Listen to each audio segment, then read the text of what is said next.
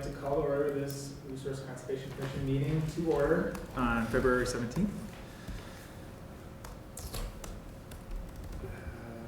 First of all, we have no public appearances for non-agenda items that I can tell. Otherwise, we'll move on to number 3, approval of the minutes. I'm gonna appoint the timekeeper first. That's right. Let's appoint Diane as the timekeeper. Are you willing to assume the Ready, duty? willing, and able. Great. I think we have a moderate agenda, so we'll see. Be nice to leave a little early, but Yeah. we'll see. All right, 3A. The minutes were distributed in the packet. It was sent out on Friday, I believe. Do we have a motion to approve those minutes as distributed? Motion to approve? I'll second. All right, I'm seconding. Do we have any comments or I have discussion? a couple. Okay. Let's see, this is, oh shoot. I didn't print out the, I'm not sure what page this is because it got cut off, but it's the one that talks about the Spring Recycling Day event. I didn't Page think. 4, Page 4? yeah, or 2 of the minutes.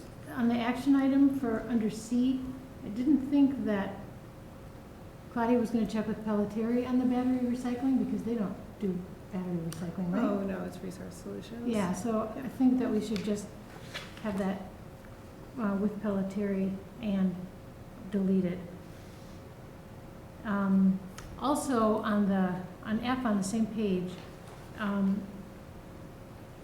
instead of the last sentence, which says proposal for Fitchburg to create a more permanent collection solution which would require city staff capacity and allocation, I suggest members encouraged investigating further, because when we talked last meeting, it may or may not involve a staff member or a permanent collection site. So I thought we would just leave it a little more general and say members encourage investigating further. And then under 5G, the February article was Nancy's fashion. I can't remember how we described it, but I don't have that page. Am I going too fast? Nope. Okay. I And think then under 7. these are largely changes that you had emailed over with, right? Right. If I When you did, sent comments to me? they weren't in the minutes that were in the Okay, packet. I'll look into that. And then 7A, what I suggested that we translate to Spanish was just the recycling table, Yes. not the whole guide. Yes. And So I that's all think we that. just need to clarify Okay. that on 7A. And I just have one comment, so on top of that, under 1A, Chris Jimison was appointed the timekeeper instead of Shelley. Oh, right. I'll take responsibility. for Don't want to overdraft. take away your credit there. You haven't done it in a long time, so we'll give you a pass. This is our first meeting in a First while. time, yeah.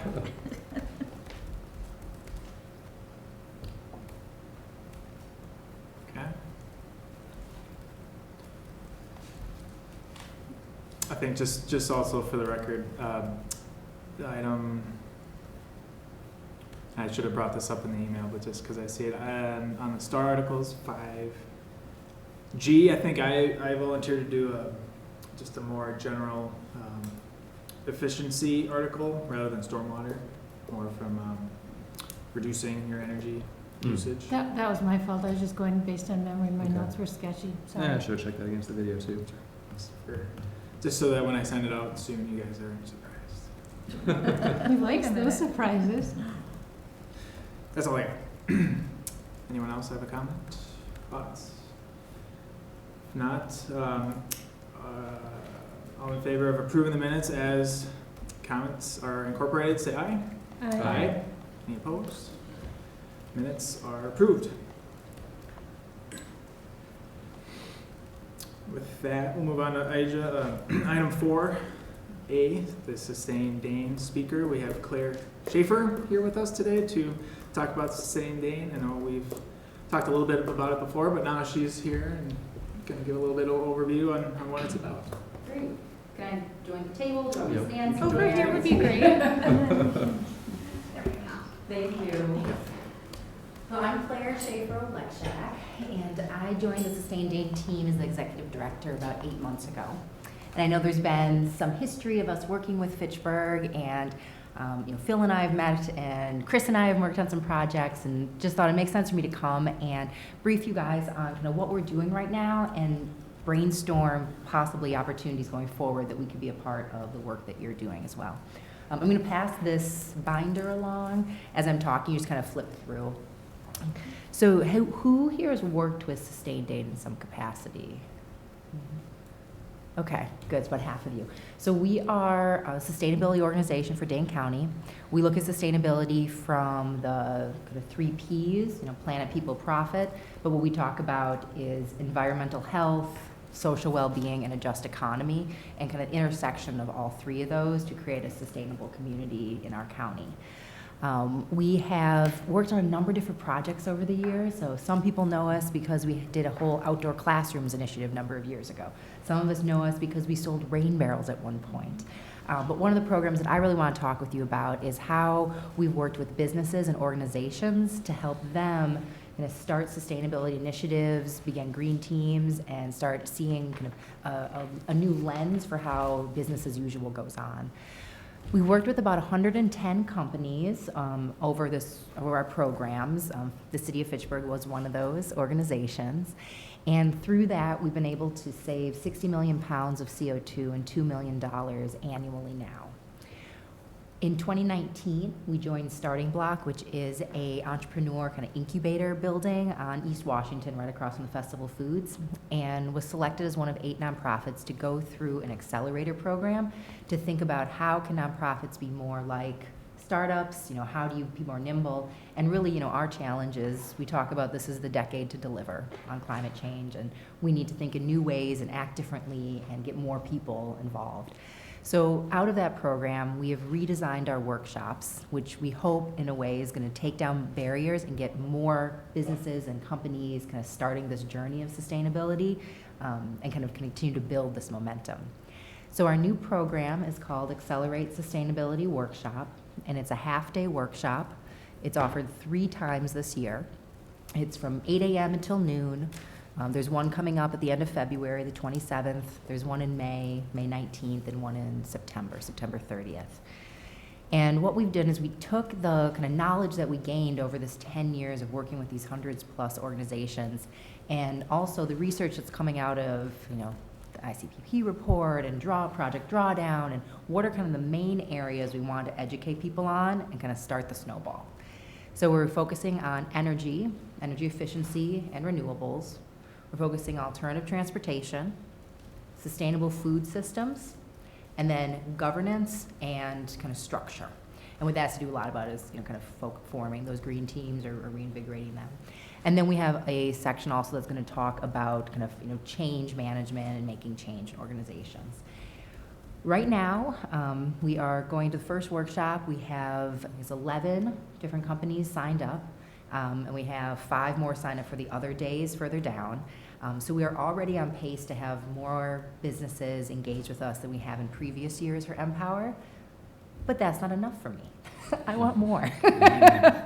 And I also want to be more strategic about how we're working with all of the municipalities in Dane County. And the way we've designed this workshop is that we be able to have a 4th one or a 5th one, and kind of also, just kind of fit within what organizations or what, groups of businesses maybe already have going on. So one of the kind of questions I wanted to pose to you guys is, kind of how possibly we could be a partner in both incorporating some of the work you're doing to the business community, but then also kind of being a partner to help bring to the business community a kind of tool, I guess, for those that maybe kind of started to be interested in this or want to know more, and this can be walking through the door and kind of starting this, process for them. So be it, the chamber, be it other businesses that you've already engaged with, but really make sure that Fitchburg is a part of this and in a big way, because I think you guys have some really amazing sustainability work going on. It was really impressive having your mayor speak at our summit, and we want to be kind of telling that story and celebrating that and supporting it any ways we can so that our whole region can do great things. Couple other projects that we have going on. We have a Green Team Roundtable as well, which is for existing green teams, and that's really a convening program, so people coming together who are already doing this work, and a chance for them to talk to each other. We're not going to be facilitating a program or a speaker. It's going to be more peer-to-peer education, and the phrase that we're using is, you're going to join a table and start your conversation, and if you're not teaching or learning, get up and move, right? It's going to be all about just kind of finding who's the people in similar businesses or similar organizations like you. Then also want to talk about our Sustainability Stories program area, which is really focused on including diverse voices in the sustainability movement. For those of you that may have come to our summit, you see we put together a video about a young woman who's a UW student from Honduras who, from her experience growing up, really saw environmental change and environmental destruction happening, which inspired her to study environmental science. So telling more stories of different people from many different walks of life so that everyone can see themselves and see a place in sustainability. And then the last one is a new program called Sustainability in the Naturally Occurring Affordable Housing Market. That you also could refer to that as the workforce market, which is a sector of the housing and a sector of affordable housing that's been traditionally very difficult to basically access some of the incentives that exist already, but also is critically important when we think about having a lot of different housing options. It also, is oftentimes single landlords with, a building of, kind of 10 or so units. And it's a place where, residents, need just as much health and comfort and benefits that come out of a lot of the changes that could be implemented. So we're working with a group called Elevate Energy out of Chicago, who has kind of focused on this market in a number of other cities. Their chief strategist moved to Madison because her husband got a job here. So fortunate for us is that she'd like to take her talents and work here, and she approached us as being a partner. So we have a job posting open right now for that position. It'll close next week, and we hope, kind of by early March, we'll have a person on board. And that's going to work on a lot of collaboration with the agency level, municipalities, but also landlords and residents, and trying to bring together by the end of the year a pilot in 2 or 3 buildings that then we can learn lessons from and scale to more, neighborhood-wide level. So that's kind of a summary of what we're working on right now. There's other kind of things happening as well, but they're not, quite formed to the point where I feel like I should be talking about them in a public meeting. But we, are really open to new opportunities, and if there's projects that you guys are working on where you think we could be of assistance, we certainly welcome that and would love to support it in the way we can.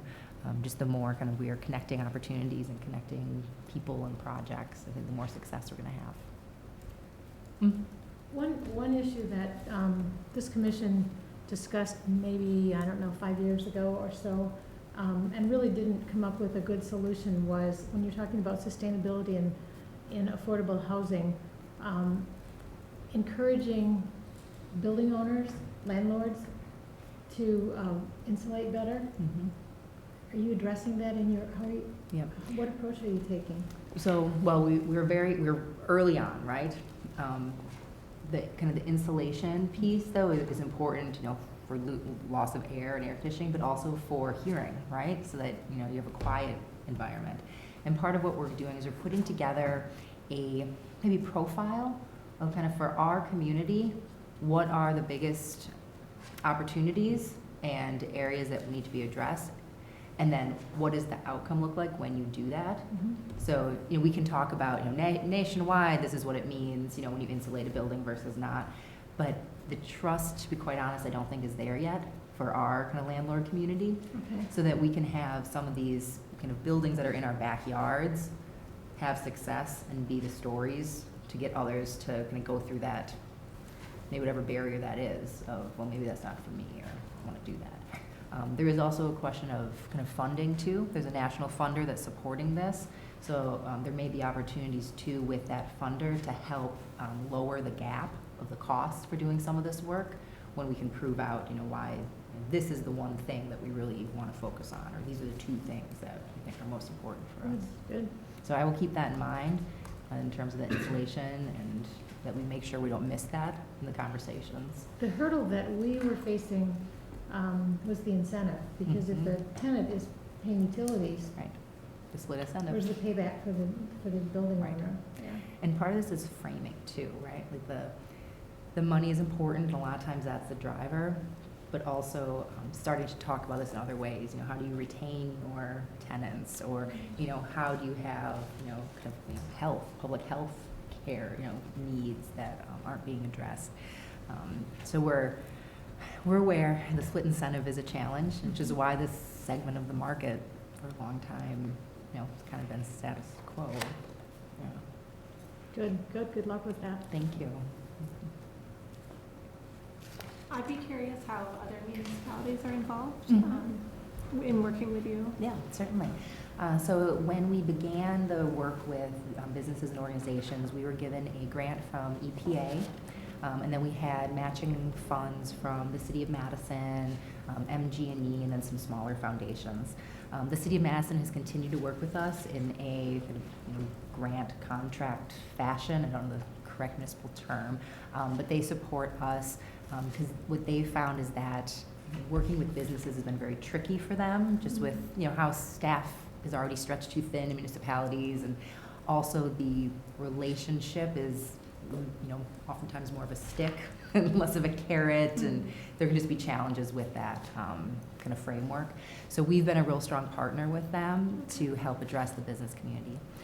Sun Prairie has also gone through our Empower program, and we've had some really positive conversations with Mayor Esser over the last maybe 4 or 5 months about how they are, looking to re-engage with their sustainability work, and that we can be a partner in facilitation or education, bringing that into.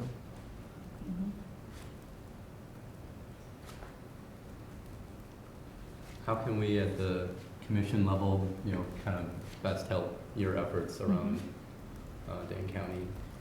Yeah, I think there's a couple of different ways. I mean, one is to just keep us in mind when you guys are starting to hear, either be your professional or your personal lives, about organizations or people who want to get involved in sustainability and start taking action, and think of us as that partner to help them be successful in that work.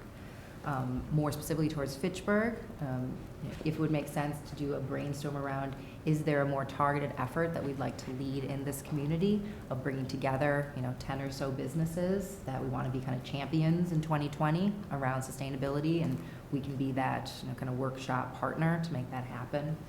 And then with that would be, if there is funding that would make sense for us to receive to help support some of those initiatives as well. We also love to share what's going on and celebrate successes. So you could also help by just keeping me in the loop, or adding me to the newsletter, whatever it is that you guys are using for communicating, so that we can also be singing your success, because that gets other people inspired to hear what's happening.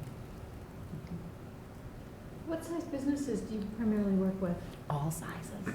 We have companies like Design Craft on Park Street, who has 5 people, all the way up to CUNA Mutual. Really? Yeah. Yes, I will say I'm on CUNA Mutual's green team. Yes, are you? Yes, and Awesome. we had a wonderful experience being in the Empower Thank program, you. and really were able to take action items from that and make changes within the company that have been beneficial, and it's continued. We're continuing to look for improvements, just because there's a lot more we can do, and that I know everyone on the green team has just really enjoyed. We try to go to the breakfasts. It's been a really fantastic experience. Oh, thank you. Yeah. Yeah, you guys are doing some really awesome things at CUNA. And I love the way you're tracking too. I feel like you're a really great example for how you do like baselines before and then implement a project Yes. afterwards, and really able to show people that cumulative, all of those little steps add up to a really big step. Yes, we've definitely found that is successful to kind of show the results, and it really seems to grab the attention of everyone. How are you getting the word out to the businesses that you have that service? Yeah, so we are going back to our old participants and kind of letting them know, right? Do you have new people on your team? Are there new people, or are there companies in your network? So like SVA accounting, for instance, right? Are you part of a network that possibly have other accountants who maybe want to do this? Then we're using our board for a lot of their connections in terms of marketing, advertisement. And then, to be quite honest, I'm just kind of pounding the pavement, and wherever someone makes a suggestion, I'm going out and talking. I was at Heaving, the marketing firm, last week, and for one of their lunch and learns, which was, a really good experience because they had recently got an RFP, which was asking, what are your sustainability initiatives? So, kind of really top of mind for them. So, What about the Chamber of Commerce? I did meet with the Chamber of Commerce. Fitchburg? Not Fitchburg. Okay. So that would be a great place. I met with the Madison Chamber of Commerce and talked with them about participating in the workshop so that kind of as their own business, they could see what they could do and kind of walk the walk and then potentially, make the connection for their members as well. Because I think that having that trusted person who's kind of already in your network. So I like that suggestion a lot, to talk with the Chamber in Fitchburg and invite them to participate in the workshop and then possibly spread it. Any other ideas? Yeah, I like the idea of Fitchburg Chamber of Commerce. Have you connected, or is it still an active program, the Green Masters program from the Yes. UW Business School? Is there any way to kind of? So they, they've morphed a bit, right, as they brought in their new managing director. And we were present at their conference and have some people that were kind of interested. I think there's an opportunity there, and I don't know exactly where our connection point is. We're promoting each other's things. But yeah, I think there's probably something there that we could dig into more. Is Green Masters more statewide? Green And Masters you're is mo- statewide. It's Okay. also a checklist that you submit versus we're in kind of workshop education, cohort, kind of ongoing community. And then I also was surprised at their conference that there's a number of businesses who have won kind of the Green Masters every year. So there's a more academic grading system to it. So it's not a fixed, if you get 10 points, you get 100, or, an A, it's if everyone gets 9 points, then, the 8 points around D's, that kind of thing. So I need to learn a little bit more about how we might be able to work with them. Maybe companies that don't get the masters would be good candidates to work with us to kind of help boost their work. I know it may have been UW Credit Union who worked with us first to kind of get their shop in order and then applied for the Green Masters. Because they kind of saw that as like the stepping stone to then get greater kind of recognition at the state level.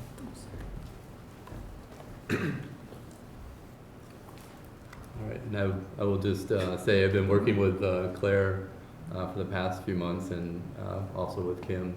And we've been working together on trying to look for ways to expand the school recycling program. So a lot of you guys know about that.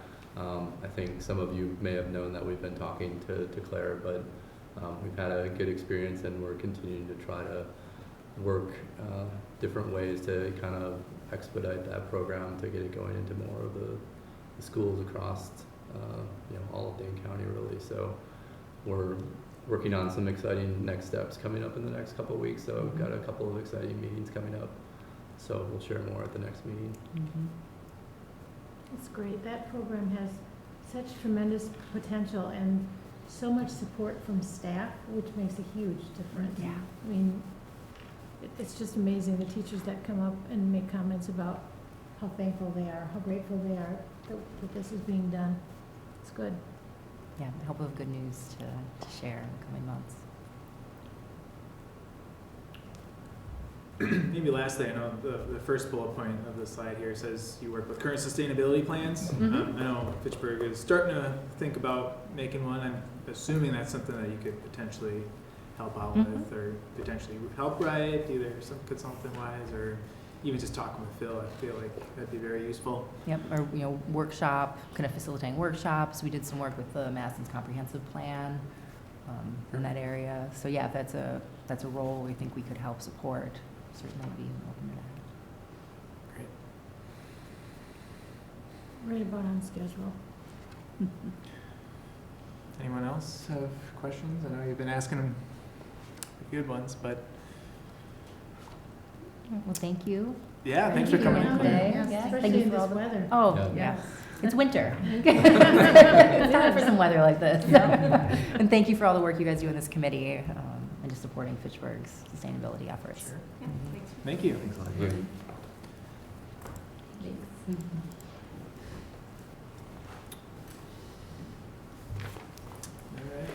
let's move on to item 4B, Resolution R-27-20. Should we have a brief introduction about it first before we have discussion? Or- Sure. I don't know if I gave a resolution to the referral sheet. There's a resolution page as well, and then also I think a couple pages down. Let's see which one is the relevant one for this. Would be that right there. So just put together kind of a quick background page. I don't know if you had a chance to read that. And then the page just after that has kind of some quick bullet points, pros and cons of what's going on here. But the short version, I kind of gave an overview of this in January, is that the O'Brien solar array that's being planned, the solar array that's being planned by MG&E and EDF Renewables at the O'Brien Farm at Seminole and Lacey that's going forward has been approved by the Plan Commission. They're getting final approval from the Public Service Commission for the rates that the general rate structure they're pursuing with various interested parties. They have fully subscribed the 20 megawatts of capacity that they intend to have at this solar field. Fitchburg has an opportunity to buy in a special tariff, a renewable energy rider at 250 kilowatts of that 20 megawatts. So 1/80th of the total capacity. There was hope. I know. I think when I first mentioned this in January, I don't remember if at that point there was still hope that we'd get as much as 500 kilowatts. That was kind of a discussion whether we'd be able to get a quarter megawatt or a half, and a quarter is the limit of what was going to be available. They really they got a couple of big subscribers early, and with what was remaining, they wanted to really maximize the number of possible participants in this. So we can. Essentially, Common Council has approved this and sent it up to committee, obviously, which is why it's here. And now the question is, do we want to approve this 250 kilowatt capacity? So this would, in terms of getting us towards our clean energy goals, this would effectively work the same way as a renewable energy credit. We are paying MG&E a set amount for any electricity that is produced by these solar panels when they're producing electricity. The energy from those panels is, for the purposes of our energy bills, it's replacing the energy we'd otherwise purchase from MG&E's grid. So the numbers they gave us were during periods when these panels are producing, the average cost of energy that we're paying is 6.8 cents per kWh. The average cost of electricity from these panels, the cost we'd be buying in on this RER at a fixed rate of 6.4 cents per kilowatt hour for the 30-year life cycle of the project. So that any electricity from that, and I believe in year one it was estimated to be 400, almost 500,000 kWh in year one. So right about at 10% of our annual electricity usage would be credited to us, and we'd be paying that 6.4 cents over that 30-year time period. So since we're kind of in and I'm still trying to work out these specifics, but we're right in that 13-14% range. So if we get 500,000 kWh from this project, that puts us on the doorstep of our 25% goal by 2025, and we should be there by the end of this year, or more likely next year. We'd be at that 23-24%, and just a few more gains in efficiency for the renewable projects would put us over that mark. Sure. Yeah. Were you done? Yes. First of all, I wanted to thank you for the explanation at the last meeting, because for me, it made this a lot, I had to spend a lot less time reviewing it. Okay, It was good. really helpful background. I have one question, and that is, why is this going to the library board? Because the library technically is responsible for their own energy expenditures. And so I actually spoke with other communities in the area. They didn't take this to their library boards, but talking with Misty and Claudia, and just kind of figuring out what's the best, most thorough way to go about this, we felt it would be appropriate to just give the library board a heads up and make sure that they're on board with this as well, because any library energy expenditures, if we're purchasing electricity from this array while the library is open, which is all the time during the day, then they're also subject to this rate as well. So we can't separate the energy that would be coming from this, like, from their meters. Okay. It would be essentially that 1/80th of the electricity that's being produced by the solar array. If it's, during this 15-minute period, if it's 50 kilowatts, that 50 kilowatts gets distributed among all of our active meters that are running. So streetlights probably aren't going to be utilizing the solar, the solar electricity, but the library's open, City Hall's open, the community center. So whatever proportion each one of them is using of our total electricity bill at that point, Okay. those are proportionally what we're offsetting with Okay. the solar Thanks. energy. I'm a little curious, who are the other participants? I know you brought up. Because it hasn't been publicized yet, they have not directly told me any. They have kind of given hints at things. I suspect that any commercial interests are in Fitchburg. I suspect that potentially the university may be involved, that there might be, I don't know if the state of Wisconsin would be purchasing anything, but I think UW might be in on this. I don't imagine any other nearby municipalities, because Madison is looking at its own 7 or 9 megawatt array. Middleton they just bought in at 500 kilowatts from one at their airport. But largely Fitchburg entities. Are entities able to trade in the future or buy shares? Oh, like if we could buy out somebody else's? I'm just curious. That's a fantastic question. I didn't ask. I don't know. I know that in the contract language, it essentially says we're tied to this. I don't know that there was a clause about buying out someone else's share, but it would certainly be, it may not impact our vote one way or the other, Right. but it's something I definitely would be interested in looking into to find out. Okay. If somebody, I know that they have to have different, we were a little bit safer bet for MG&E than some others. It's very unlikely that the city of Fitchburg goes under. So we're able to get a pretty friendly rate as a result as well.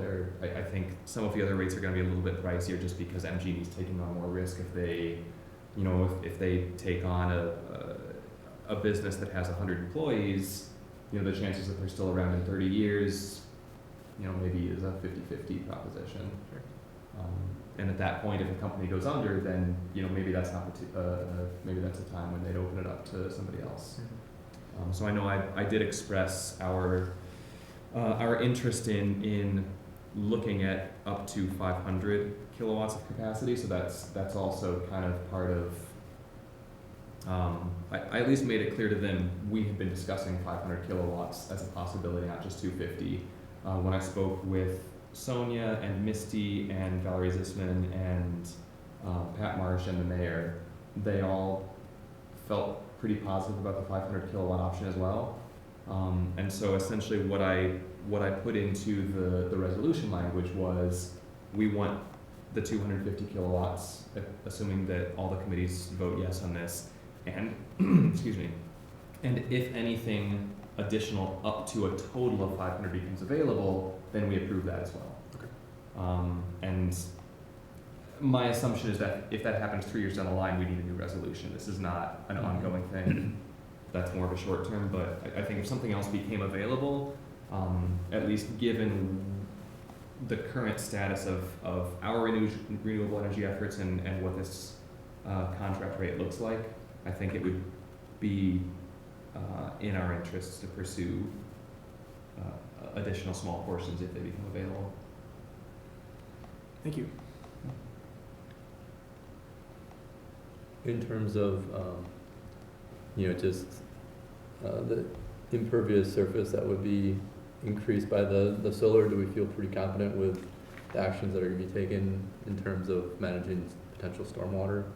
Yeah, so that was actually one thing that was raised with, and I'm going to forget which I don't think it was Plan Commission, it might have been Ag Mhm. Commission, there was a concern about runoff. And one of the things that helped to assuage those concerns was that, solar panels are not just stacked side by side by side. It's not fully impervious. There is space between still. And all of that space between is going to be deep-rooted, pollinator-friendly plants will be planted between the panels. So it's going to increase impervious surfaces just necessarily because you're putting something hard in there. But it won't just be, it'll be a lot different than putting a parking lot in. Mhm.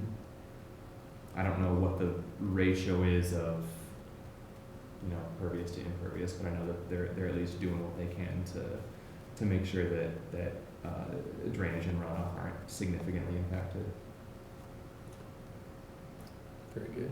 And then the other question, I think I saw this in the article, like after 35 years, I think that's the duration of the contract. Yeah. The plan was to return it to agricultural land. That's Is the that- plan. I'm not sure. Yeah. Plans can change. Yeah. I haven't talked to anyone about one way or the other with that.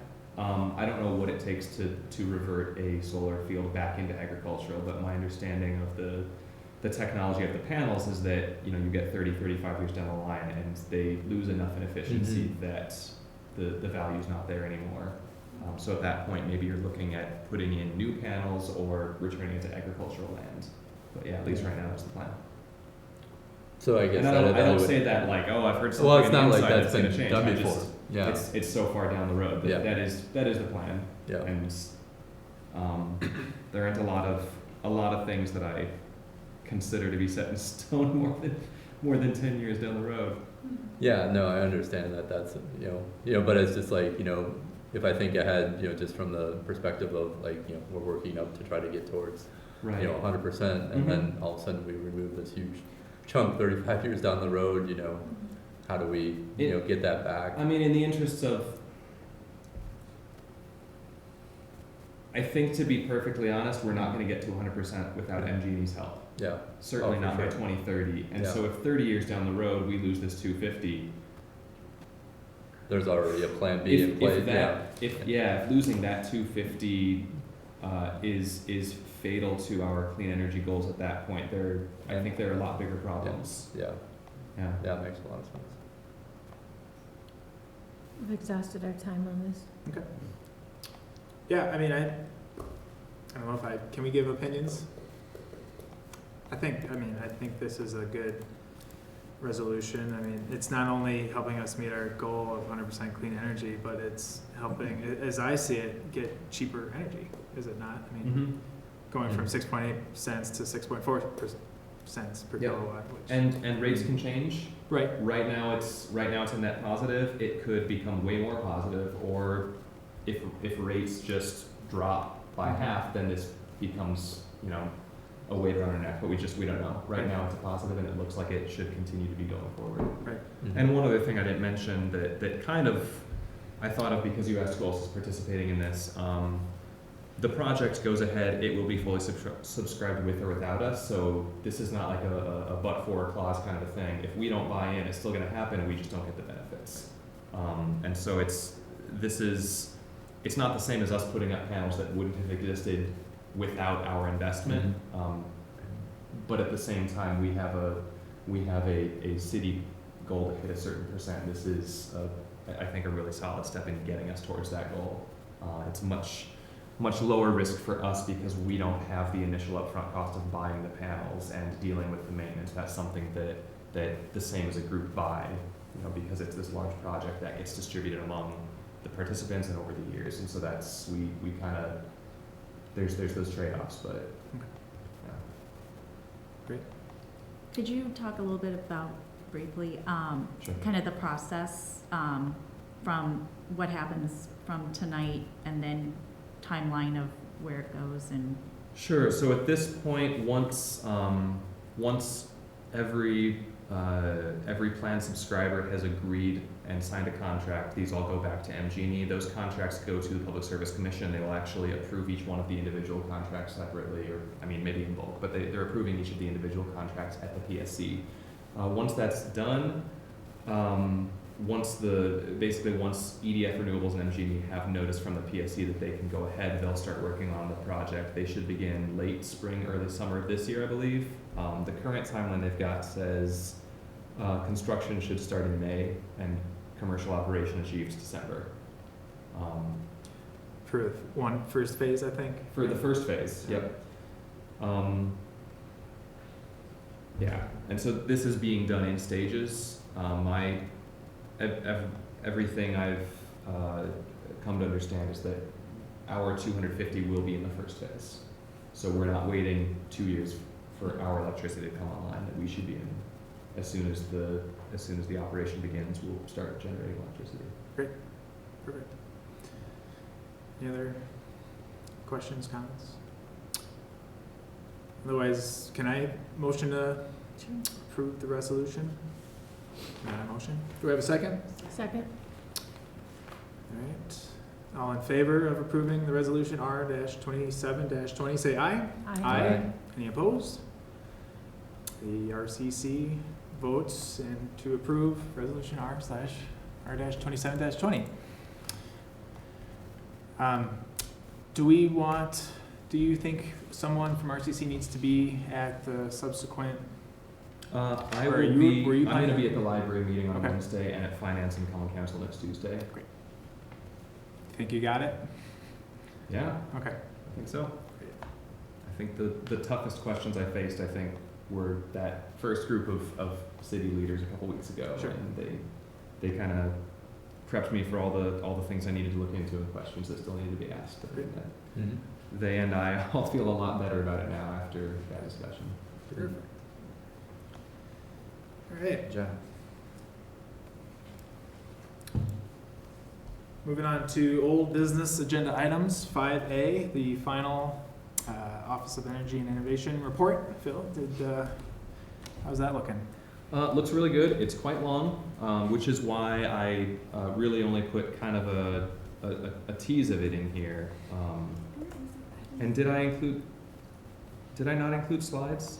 No, I could have sworn I put them in. I didn't see any. Shoot. Well, I apologize for that. Was that the tease that we were missing? That's the I tease that didn't- we were missing. I wasn't teased. Boy.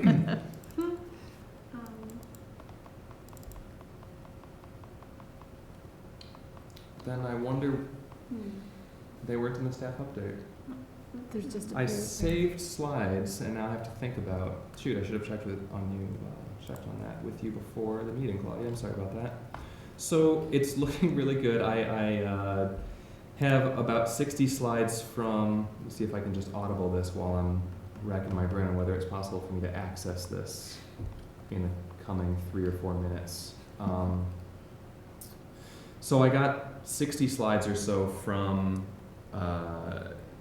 Slipstream that kind of summarized the research they did, where they looked into our fleet vehicles and energy efficiency, building operations, renewable opportunities, potential policies and city processes that could be adapted, things like that, and just gave us a list of recommendations and kind of showed us where our current state of energy is. I wonder if I could. Is it on the network somewhere? Because I have access to the network right now. It should be. Let me think about that. Yeah, if you go to the interdepartmental and green team, the 20 energy, 2018 OEI grant and reports. And it would be the RCC slides, which I saved in here and forgot to transfer over, so thanks. All right, this will go a little faster than me umming and ahhing the whole time. I want to make sure I understand how much time I have here so I don't linger too long. I'm going to go through this pretty quickly because there were 60 slides and I maybe took 30 of them out, but there's still quite a bit in here. I think at some point I would like to have a more formal presentation of just this, and I need to talk with a few people about when that should be and if it should be opened up to committees and city staff, to the RCC and city staff, to anyone from the public who wants to attend. So I just need to figure out those details, but at least kind of giving you a sneak peek of everything that's in there, and it is really quite robust. They put together a really impressive overall energy plan that both gives an outline of where each of the municipalities is right now, what they recommend those municipalities can do that's sort of low-hanging fruit in terms of overall cost and payback periods, and how much that ultimately could save those 7 different municipalities. So that's just kind of an overview of what they looked at. I think we can skip over that. And this just gives us a sense of proportionally our consumption costs and CO2 emissions by breaking out fleet from buildings and then city operations. So kind of more or less 30 for those. The fleet's a little bit less on both cost and CO2 emissions. But yeah, fairly proportional there, which just kind of lets us know that if we want to make cuts, we can kind of address everything. There are improvements to be made all over the place. By use type, they gave us some graphs that just sort of break down which are the largest overall users, and this doesn't necessarily it doesn't necessarily mean that these are where the greatest gains are. Where the greatest gains are, because thinking about how often are energy systems running at in these different sectors, and how many people work in those buildings, and the energy use intensity is different for different building types, and they have different needs. So this is just kind of letting us know as a gross whole, as a magnitude, where is our energy going. And by far the water utility is the number one energy user for the city. It makes up something like 1/3 of our total electricity consumption. On the natural gas side, the city campus here is the biggest one, between the city hall and the community center, and then some other buildings make up the rest of it. And then looking at the relative carbon impact, again, the water utility is the largest, and then a number of other big chunks here. And then just kind of they gave a table showing our energy costs and CO2 emissions, breaking it down again by buildings, and kind of seeing the same picture, that the things you would expect to use the most energy are using the most energy. That was 2018 This is 2018 data. Yep. So and that includes MG&E and Alliant? It does include MG&E and Alliant. Yep. It does, okay. And because I know that's come up a few times, because I just learned just before January's meeting last month that we have some Alliant meters as well. Looking at the raw numbers, the Alliant data, best I can tell, makes up about 1% of our total electricity usage. It's pretty small. It's not it's not nothing, but it's around 1% of our total electricity gets added on with the Alliant meters as well. So this is then looking at our 2018 renewable picture so this is, everything was 2018 data that early last year when this project began, Ellen was sharing all of our data with Slipstream. So this is all from stuff that was shared last March, April, May. So our total renewable energy, and this is just what we're producing with our 2017 solar project, and then the 2009 and 2011, that's the export meter solar, that second line, and then Green Power Tomorrow purchases from MG&E. Makes up a total of around 9%. Now, I know we've had reported a few different numbers. The one I cite most often is around 13%, and that's also factoring in that MG&E, part of their grid beyond the Green Power Tomorrow purchases, part of their grid is renewable energy. And so if 5% of their grid is renewable, that means 5% of the energy we're using that we buy off the grid is. And so this is kind of why it's always sort of a fuzzy moving line, but what we're actually generating ourselves is 9% right now. What is export metered? So export metered means that that electricity is being produced by our panels, but instead of being treated as sort of behind the meter where we use the electricity, and if there's ever excess that we're not using, we sell it back to the grid, that would be a net metered. Mm-hmm. Export meter means that electricity is produced and immediately feeds into the grid.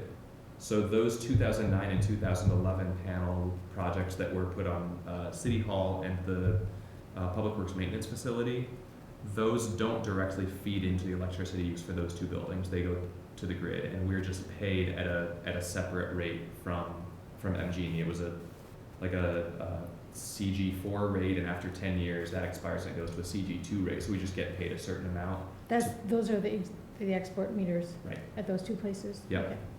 Now the city hall meters that were put in 2017, those are net metered, but these were the small, like 10 total kilowatts of capacity meters that we put on in 09 and 11. Those are just metered for export directly. Okay, thanks. And so then the question becomes, try not to linger on this, but when we're talking about our electricity usage, do we count those or not? Because MG&E is counting it as part of their renewable mix, and it's an amount, it's small, it's 2% roughly, 2 or 3% of our total renewable usage there, but we've always counted it as part of our renewables. And Could be double counting. right, we might be double counting with MG&E. Now, if you think about, we sell that to MG&E, that's like a half of a percent of their total mix. So it's such a small number. So, yeah, it's sort of double counting. It's a question of whether we count it as ours or theirs. I think when we consider that as part of their total grid, the percent that would come back to us is negligible. Right. So either we're getting credit for it or we're just not at all. And that's a decision we gotta make. We paid for the panels, so I mean, like, they were, so I mean, I feel like. And that was part of that CG4 rate that they're paying us for, is they're paying us for the electricity, but a little bit more beyond it to, pay back those costs as well. That's good. So essentially it's treated as like third-party ownership, Mm-hmm. that the panels get built here, but MG&E is using them. In prioritizing, so the first section to look at is building energy efficiency, looking at the cost and savings potential, indoor building comfort, occupant comfort, maintenance, and then carbon reduction. What does this all look like? So kind of this is how they prioritize what they wanted to recommend. And this is what's going to look the most like the retrocommissioning report that we had done a couple years ago, because that has to do pretty much with just HVAC equipment upgrades. So as you would expect, a lot of lighting upgrades, as we've talked about many times, and then a few HVAC and plug load things as well.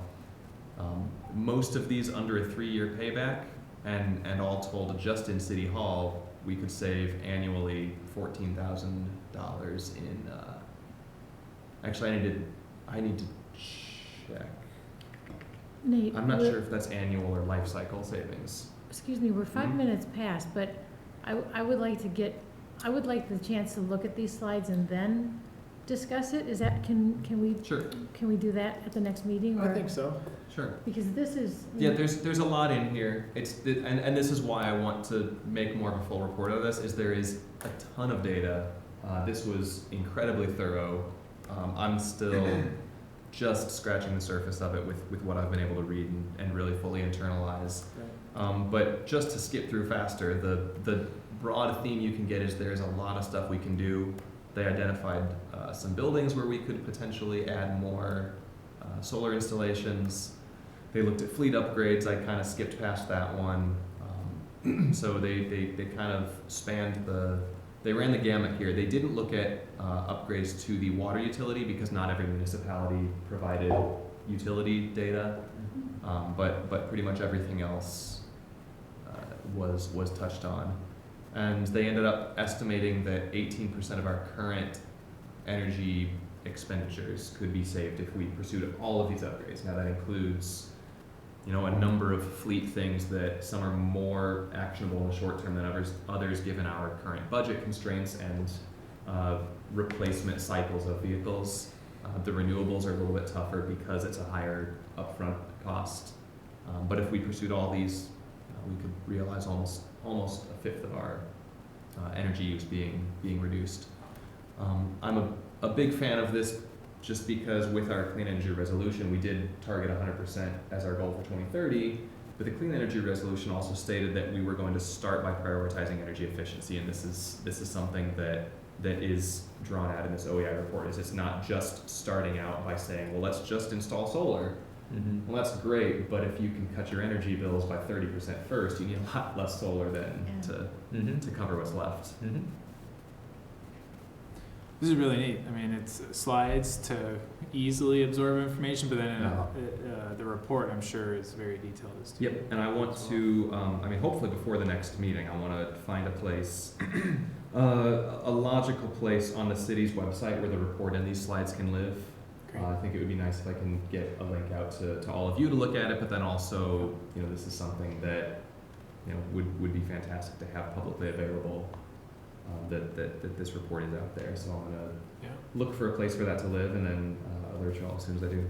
I think that in light of the efficiency measures, well, all of this, in light of the report, and considering that we'll be talking about capital budget requests in May, so it'd be great if we could dig into this more in March so that we're ready when May comes around for our capital budget requests. It's a good idea. This looks like a really good report. Yeah, I'm looking forward to looking more into it. So Awesome. Phil will provide us some links to look at this, and we'll talk about it at our next meeting. I think that's a good plan. Thanks, Phil. That's a great update on that. Let's move on to 5B, the Spring Waterway Cleanup Event. I know we introduced or talked about this last time, and we were kind of told to think about which dates and neighborhood that people might want to lead, and maybe we can talk about that now after Claudia, if you have an update. Sure. So I haven't heard back, unless I missed an email, I haven't heard back from anyone volunteering to lead, so that's where we are currently. Great. But I figured we could just talk about it during this. Talk about it during this meeting. I remember getting that email. 'Cause I would've- Go ahead. It was all in one email, so I Oh, sent one okay. email with like a lot of different Okay. action items. So it was in there, but I remember that one. yep. Okay, sorry. So what I have here is our waterway cleanup event checklist. This is what we made last year, and I guess I wanted to spend a little time talking about this, and if anyone had any updates or other things that should be included in the package that's given to waterway leaders. And then after that, we could talk about if anyone has availability to lead one of these events. Just suggest that you add a pen or something for the sign in waiver blanket.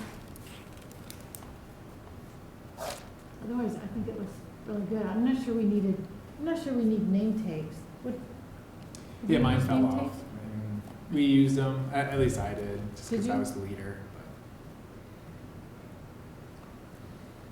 I don't think we've used them before, but we might need, a double count for safety vests and gloves. So we've gotten up to 20 in Swan Creek before, so Oh, we okay. might just need more than 10 per vest and sets of Yeah, gloves. and we do have a limited supply of those, so Yeah. maybe if you're anticipating a lot of people, we can Yeah. do that for your box, and then if other folks Yeah, think they're right. gonna get more than 10, let us know, but I don't think we can give 20 to everyone, but we can definitely do that. What are these trash grabbers? Did we have those before available? No, this is something that we talked about last year when we did this. I think Nancy mentioned that it would be really helpful if she had remembered to bring her trash grabber, because that Mhm. would make it easier for her to pick up the trash. Mm-hmm. And so there was a request for me to send out a reminder email to folks to bring those from home if they had them. Okay. So that's kind of just a reminder to myself to send out that email. Okay, the city didn't purchase. No, we didn't purchase grabbers. any. Got it. That's all right. Yeah, we had one, and I sent my son home to get it, and then he brought it back down on his bike, and we were able to get into the pond with it to like pull out plastic bags and stuff, so it was really helpful. Great, yeah. So yeah, that would be a great reminder. Yes, I for will do people. that. Okay. Maybe just another discussion topic. I know I wasn't familiar with how we dealt with the bags after we were done, so we don't necessarily have to talk about it today, but Yeah, and as we're that's, getting closer, come up with a plan. that's another thing that I added here, a sign for each person. that will say something along the lines of this was collected by the Resource Conservation Commission and that city staff were coming by to collect this Monday morning. Because I know someone called in, Chris, and said, oh, someone's dumping trash here. And it would be nice to use that as an educational opportunity so Yeah. folks know what's going on and that this is actually a really positive event that happened here. So In the past, we've talked about having a little sign, like a couple days before, the week before, announcing that we're having a waterway cleanup, when it's going to be, what the hours are. And maybe, I mean, if you can do that, maybe when the cleanup is done, that could be moved to wherever the bags are stashed. I know when I've done cleanups, the bags tend to be scattered along the road, but since we have some residents who are keen on trash along the road, maybe that would help. Yeah, I also have a lot of people that do it in Swan Creek, and then I go and collect all the bags and centralize them, so. Do you? So when I do that, it probably does make a little bit more of a scene. Well, actually, like, I think as recent as 3 years ago, city staff would come along about Right. noon and pick up all the bags, so they wouldn't be there over the weekend. So people really aren't used to seeing them sit. I get inspired when I see bags on the side of the road. You get Feel- inspired? Yeah, I feel good. Yeah. We know that people were out there cleaning up. Yeah, they were Yeah. cleaning, they were thinking about the earth. It's great. It's great. But then they should be picked up within the next couple Yeah. Yeah. for various reasons. Right. Cool. Yeah, I'm a tentative leader. I'll be tentative leader. I know it was enjoyable last year, Okay. especially when Diane couldn't make it. I let her stomping grounds, right? Yeah. You were sick, weren't you? Yeah. But I did do a cleanup on my own. I mean, it was solo, wasn't as much fun, but What was the date on that? we don't have a date. We talked about a couple dates. Yeah, I mean, I will as well, but it'll just depend on the date, so. I think the leader of each site can pick whatever date Right. works for them, and we'll just announce it. Yeah, I Okay. think People as know long as when the it's in cleanups are. April, or it doesn't even have to be in April, but I Okay. think that's what we were thinking. Yeah, I think quickly, Easter weekend was, April 11th, Right. that weekend. The next weekend, the 18th, we're having our electronics, our big recycling event here on campus, so that's Mhm. kind of out, and then the next weekend's Crazy Legs. So, it's April 4th is a possibility. And But that's that's just spring at the break. end of spring break? Yeah, For for That's Madison. right at the end of spring break, and that's, Yeah, the weekend, the last weekend before school. so, starts up. it's kind of challenging to find the right time, but, so did you say you were willing to be a leader? Yeah, Okay. sure. Well, you might have an opportunity in Swan Creek. Okay. So I could get everything set up for you. You just have to lead it. For sure, I'll do it. All right. Okay, Swan Creek's done. Did you want to do it beginning of April? That early? April 4th is a possibility. I might just have a conflicting event that morning. Okay. So I might need to go and do my own in the afternoon, and we could divvy it up, but you might be leading the people. Okay. I might just be gathering the trash and getting called in or something like that. Get reported. Getting reported. And Kim, if you're not available to do it before, I can definitely do it as well, just like. Okay, great, thanks. I'm willing to help. I'd rather not lead, but I can only do it the weekend of April 4th. So whoever's doing it, if anybody's doing it that weekend, I can help out. That might be the weekend I would do it. Same neighborhood? Yeah, I thought there was a lot of trash. Yeah, I know, unfortunately. Do you want to do April 4th? Sure. All right, we'll say April 4th for Swan Creek as of right now. And I'll have to let you know on mine, because I've gotta see if we're out of town on the 4th. If not, then it would probably be the last weekend in April. Okay. There we go, a couple leads. That's good. Awesome, great. And I'm also planning to come to one of these dates. I haven't been to one before, so I don't want to lead, but I'm definitely going to come and check it out and help out, so. It's pretty exciting. Yeah, it is. good to get outside. Yeah. It's actually, it's kind of fun. a It's nice fun. time. Yeah. Just don't get fall in the water. Yeah. Perfect. Well, I'm sure we'll keep talking about this and looking at the maps when we get those planned out. But it's good. Great. It's good. Move on to 5C, talking about the Spring Recycling Day event. Claudia has been talking with the vendors and has some good updates. I'm Yes. sure. So we did get a copy of the flyer that Resource Solutions was planning to send out. And we worked with them on adding language that free battery recycling would be available. So just based on how many batteries were provided last year, we thought that half of our budget, because it was $2,500, is what we had in the past for battery recycling at City Hall, and now we're going to use it at these events. And it sounds like half of that $2,500 should cover the battery recycling fees if people recycle in the same way that they have in the past. So that's what we're planning on doing, is letting folks know that there's free battery recycling available for Fitchburg residents upon display of a valid ID. And then depending on whether or how big the backup is, we may or may not actually be checking those IDs. But the goal is but the goal is that it will be for Fitchburg residents only, and then for anyone who's not a Fitchburg resident, they would have to pay the cost associated with that. And so it's But we going to don't be, know what that cost is. we do, but it looks like it's not on their it's not on the flyer that they're sending out, because they're sending the flyer to Fitchburg residents only, and it's going to be free for Fitchburg residents. But I do have that information not in front of me, unfortunately.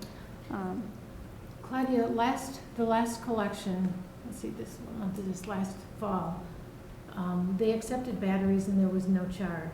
So up to 1 pound is free, and it's still going to be free. So the city will pay Exactly. anything over £1 per person. Right, exactly. So this, This is limited 5 pounds. And it's always been limited to 5 pounds even in the past, but it's still going to be limited to 5 pounds per car or two car batteries. But under 1 pound will be free. If it's between 1 and 5 pounds, the city will pick up the tab. And then over 5 pounds, well, they just go home. yeah, right. Or give it to the car neck behind them. There you go. So who's going to be checking, when we check IDs, who's going to be checking? Will that be one of our volunteers, or will that be up to recycle that stuff, or who's going to have that responsibility? So that is something we are asking Resource Solutions to check into, because they're the ones who are going to be collecting the money and letting folks know how much everything costs. So that was the plan, unless you had they're on another board idea. with that? Yes. Okay. So they're That just will advertising. They're just advertising themselves, not the whole event. Right. Mm-hmm. That will probably slow their line down a bit. Okay. I think that's great. I think your work on this is terrific. I think that the arrangement for batteries is wonderful. What about, do they need to be prepared in a specific way? I mean, we've been taping the batteries and collecting them and. Right. So my understanding is that they don't need to be prepared. Their folks will do anything on the back end that needs to be done. If I that's can different, you double should check have them It should check be on the, there, yeah. you should, put that in the flyer. Mhm. Yes, I will double check Please. that. And then we'll get a copy of whatever marketing we're gonna do for this event in advance that we can post and, Sorry, what was the question? sorry, I know, you were writing. We're gonna get a copy also of the flyer that the city's producing to Yes. be okay. Yes, we'll send that out to folks as well. Okay, perfect. And then this is the list of things that we were going to have available on that day. So Mark typically puts out the routing signs that are external to City Hall, and then Dakota and Phil are going to work on the internal routing signs. In the past, we've run out of Ziploc bags for med drops, so we're just going to make sure that's well stocked. Good. name tag lanyards, safety vests, and work gloves for all of the volunteers, tape, a printout of the map for each volunteer, and then a printout of the event detail sheets, and that's what you were talking about, Shelley. And then 100 idling brochures. Why do we need work gloves? Those are kind of optional. If you're worried about getting paper cuts or anything like that, you can wear them. Well, whenever I've staffed the shredding part, gloves always get in my way. If I'm handing out an idling brochure or something else, Oh, or the yeah. receipt, the gloves just don't work for me, so Sure, yeah. I don't know that we actually need them, but I'll throw that out. Okay, yeah, we'll have them available, and then depending on what you're doing, if you don't think it's necessary, it'll be optional. Looks good. Okay, great. And I think the prices were reasonable. I mean, it was like $1 a pound for the non-reusable or non-rechargeables, and then like $2 a pound for the, if I recall the email correctly. Oh, okay, for if they're not Fitchburg residents. Right. Okay, Right. yeah. So it's not like they're trying to make money. It's just kind of, it seems like the standard The cost of doing business, right? Mhm. Yep. Mhm. So if somebody comes without their ID, I can't imagine that's gonna be causing too many problems, right? Well, hopefully if they're driving a car, they have their driver's license on them. You never know. Um, Okay, good. Perfect. Any questions kind of so far? I think we're cruising. Not Almost there. exactly, we're Little about 10 behind. minutes late. 5D, erosion control training recap. I know there was a training last Thursday, yeah? Yep, so I did bring some slides. I was just going to quickly go over what the training was about. Where is it? There it is.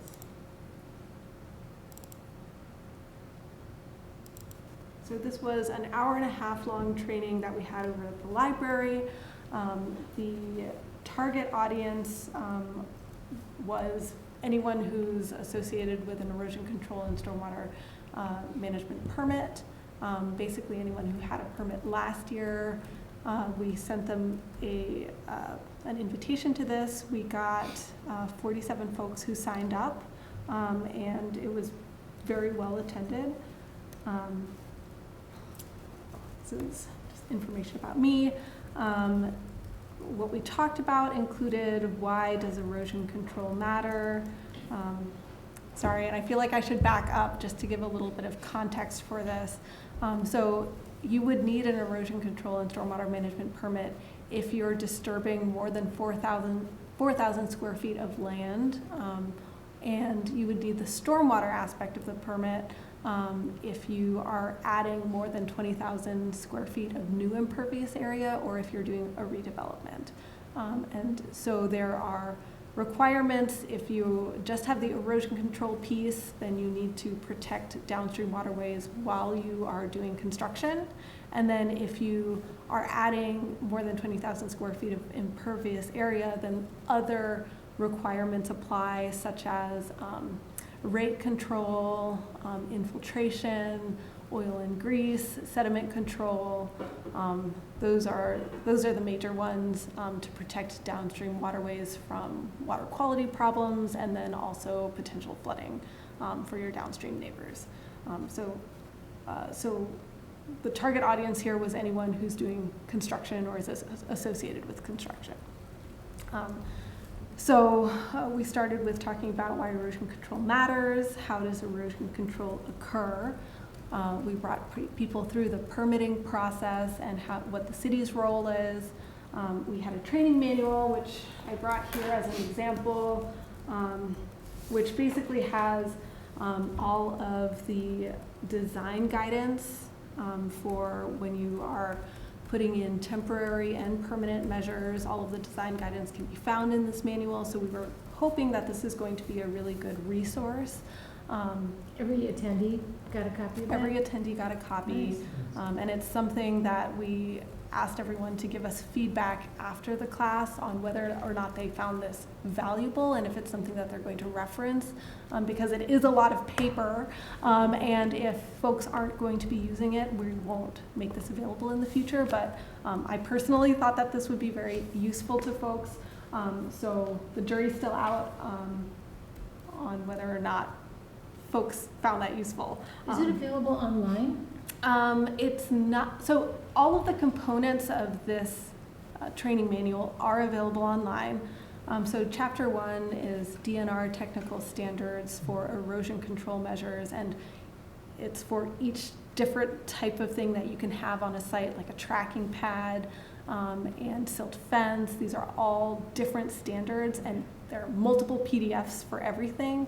And then chapter 2 is the stormwater design guidance for storm ponds, infiltration basins, bioretention basins, that kind of thing.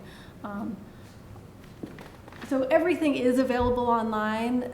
It being compiled into one training manual and printed in one spot is not available online. Okay.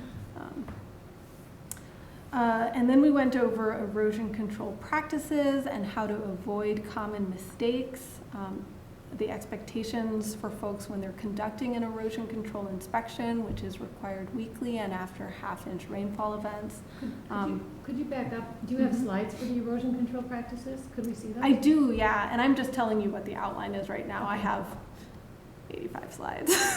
There will be many slides. We ran out of time for exercises, so we didn't do those. And then we went over NASICA's, the North American Stormwater and Erosion Control Association, and they had an annual conference and trade show earlier in February, which I attended, so I gave some highlights from that conference as well. So why does it matter? So what happens when sediment enters our waters besides being cloudy and aesthetically unappealing, as you can see in this photo? Sediment also carries nutrients with it, which can contribute to algae growth. Algae growth can be, depending on the type of algae, it can be harmful to humans, and then it's also harmful to fish and aquatic life, because when it dies, it depletes the water of oxygen, and a lot of aquatic life requires oxygen in order to live. It also can increase erosion that's occurring downstream, because sediment-laden water causes more erosion than clean water, because it's kind of more like a sandpaper effect rather than something smooth going across the surface of the banks. It also causes sedimentation, which means for our stormwater ponds, we'll need to dredge them more frequently, and there's a cost associated with that. And then in the upper right-hand corner, that's a photograph or an aerial photograph of Dunn's Marsh. So it can also cause sedimentation in our natural bodies of water as well. And then another reason why we care about erosion control is, of course, because it is the law to protect our resources. So there are many levels of erosion control requirements, from the federal level with the Clean Water Act, the DNR's codes, and then Dane County and the City of Fitchburg ordinances as well. How does erosion occur? So there are 4 types of erosion, raindrop erosion, sheet erosion, rill and gully erosion, and channel erosion. So raindrop erosion occurs when raindrops fall onto the bare earth, and the impact of that raindrop actually causes soil to dislodge from the earth, and then it is carried downstream by water flowing downstream. And what I really like about this photograph is you can actually see little soil particles being dislodged in that splash. So you can really see the mud kind of getting picked up and carried downstream. And actually, approximately 80% of erosion is the result of raindrop impacts. So if we're able to stabilize areas as soon as possible, that's going to be the most effective thing we can do to stop erosion downstream. Of course, if you're doing construction, it's not always going to be possible. You will have to open up the earth. But what we can do to minimize the time that things are disturbed would be better. Sheet erosion occurs when you have a uniform flow of water moving over the surface of your exposed soil, and just the laminar flow over the earth can pick up soil particles as well with those shear forces. Rill erosion occurs. Sheet erosion generally is thought to only occur for up to 150 feet, and then the water kind of causes erosion to happen in like smaller channels, and then as it goes down, those channels become bigger and bigger. As the rills get bigger, they can get big enough to be considered gullies. So this is an example of a gully in an agricultural field. Basically, if you're not able to till it with regular tilling equipment, then it's considered a gully. Anything smaller is considered rill erosion. And while this looks very severe, actually the thing that causes more erosion is the raindrop impact. So in this case, probably the thing that might cause erosion is if a bank fails and soil enters the water that way. Otherwise, these gullies don't really release as much as the same space just getting rainfall impact. So we spent a little bit of time getting people familiar with the training manual because I did want to make sure that people felt comfortable with the content of the training manual because I thought that would increase the likelihood that they would use it after they left the training. So we went through all of the chapters a little bit, talked about how all of these DNR technical standards are set up, because they all have very similar formats and outlines. So there's an applicability section, there's a section that tells you when the standard applies, there are design guidance recommendations, and then at the very end, a section that gets overlooked a lot is operation and maintenance. So just encouraging people to look through all of those things, and when you're designing something, make sure that it can be easily maintained at the end. And then there's a section with just Wisconsin codes, and then there's a section for the city-specific forms. So in the past year, we've worked on creating new standard operating procedures for erosion control oversight, and a new template for the annual inspection that's required. And all of that information is in here. Who does the inspection? So the inspection is required to be performed by the permittee, or it's someone that the permittee, the owner, would hire to do on their behalf. Oh, so it's not somebody from the city? No. So there are two levels of inspection that occur. There's one that's required by the permit holder, and then the city, well, Dane County does it on behalf of the city, but you do have to do oversight inspections as well to make sure that people are being compliant. So on behalf of the city, Dane County goes to all of these sites and makes sure that things are being maintained appropriately. So an overview of the permitting process here in Fitchburg. So you would submit your permit to the city along with your permit fee, and then actually Dane County reviews the application material on our behalf. The turnaround time is 10 days for erosion control permits and 15 days for stormwater permits. It can take longer if there's some back and forth and comments there.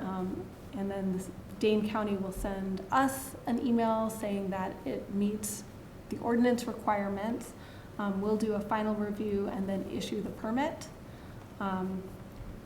And one thing that I wanted to really drive home is that after we issue the permit, that's not the end of this process. During construction, we expect inspections to occur weekly and after every half-inch rainfall event. And then once you install your erosion control measures, it's not set it and forget it. You do have to maintain those measures in order to make sure that they're working as designed. So you're telling the permit holder that they need to inspect every week? Yes. Okay. So things that they should be looking for are they being effective at sweeping the street? Are they dewatering appropriately? And then are they maintaining all of their erosion control measures? And then in order to close out the permit, there are some requirements, which I'll go into on subsequent slides, but I did want to make sure folks understood that inspections have to continue until the permit is closed.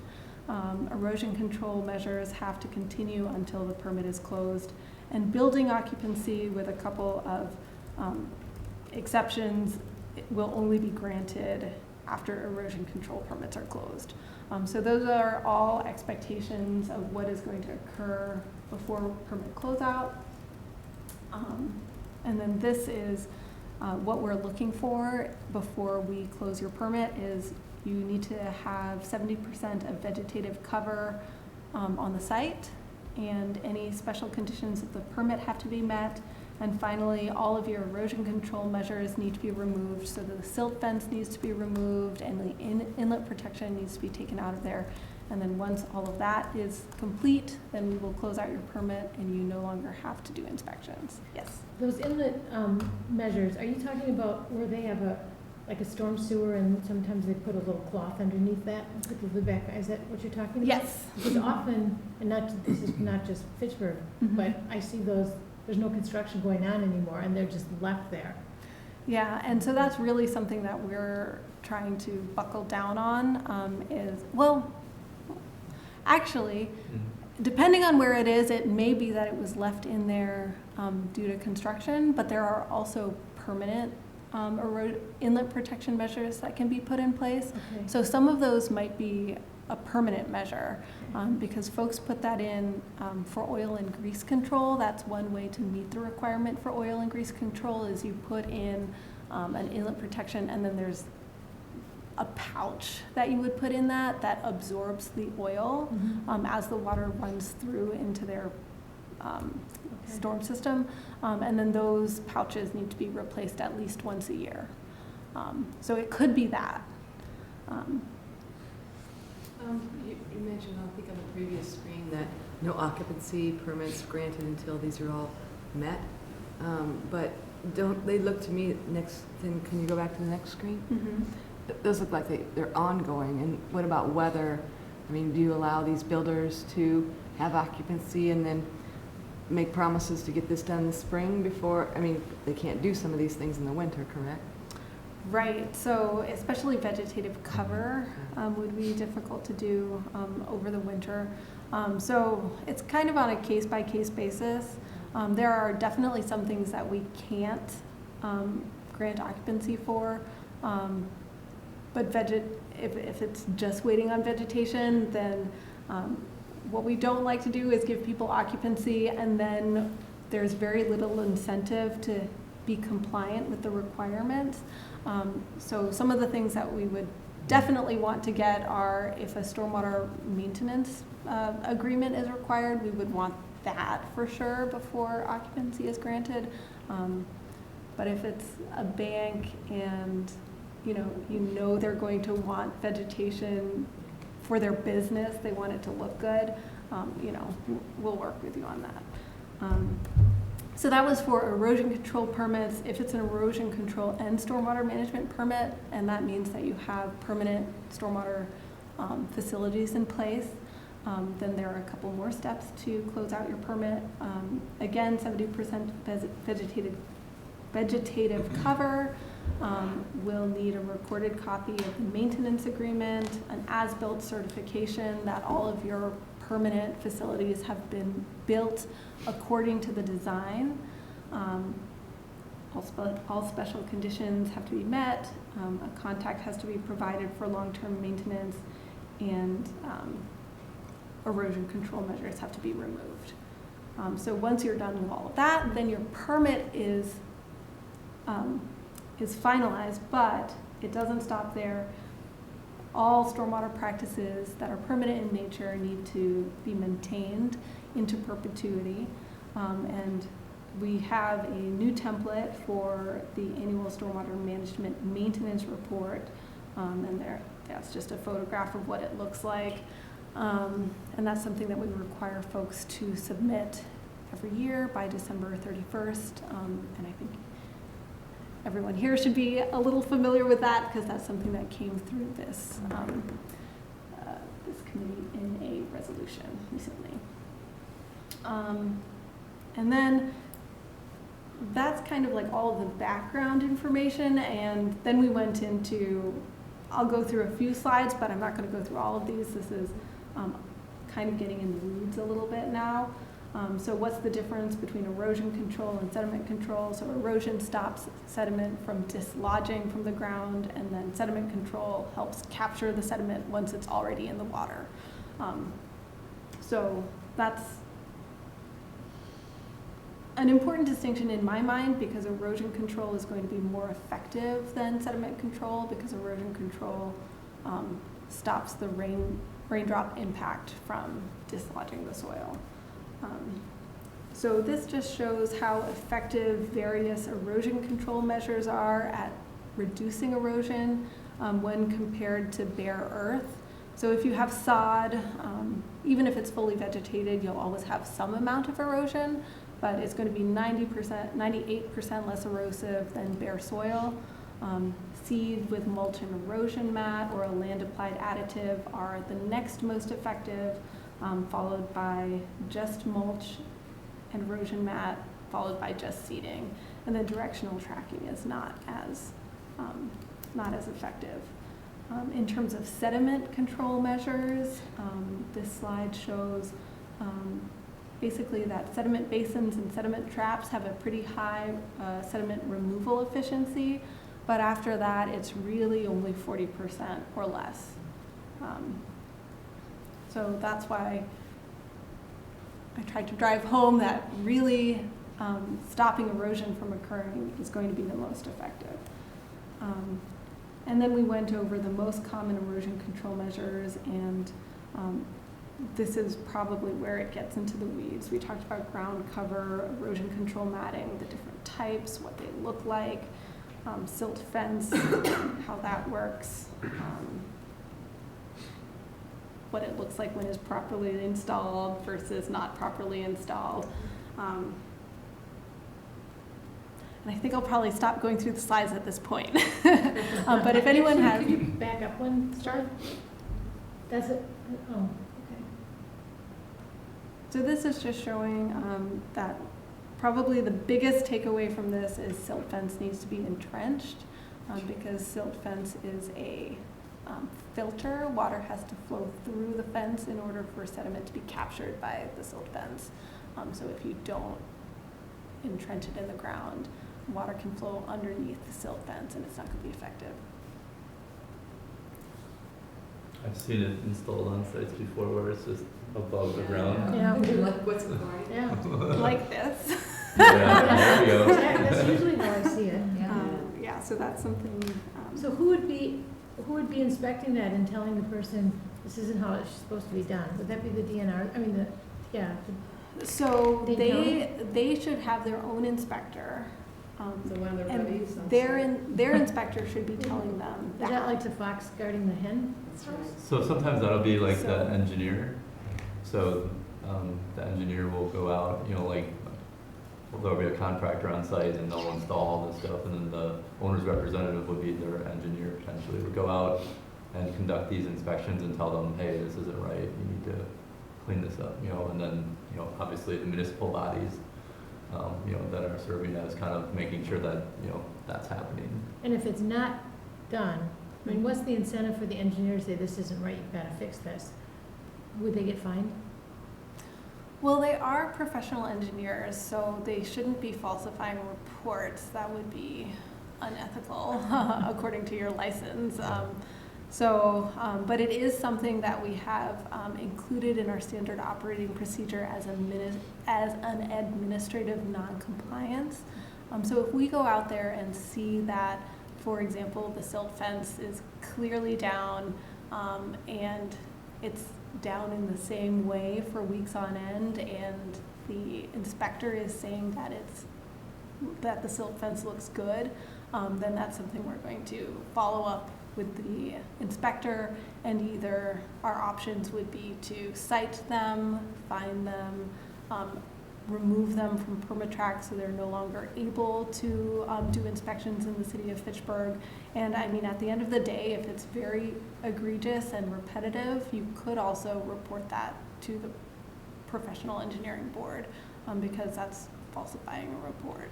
But if putting aside that whether the engineer is falsifying the report or not, but if you have a silt fence and let's say that it's been compromised and it hasn't been working for weeks, and based on your requirements, that should be inspected at least once a week. I mean, regardless of what the reports say, wouldn't you take action with the contractor? Wouldn't you say, I mean, if you became aware of it? Yeah, so Okay. that's exactly what our inspector would do. So Dane County, if they see that problem, they let the contractor, the construction company know right away.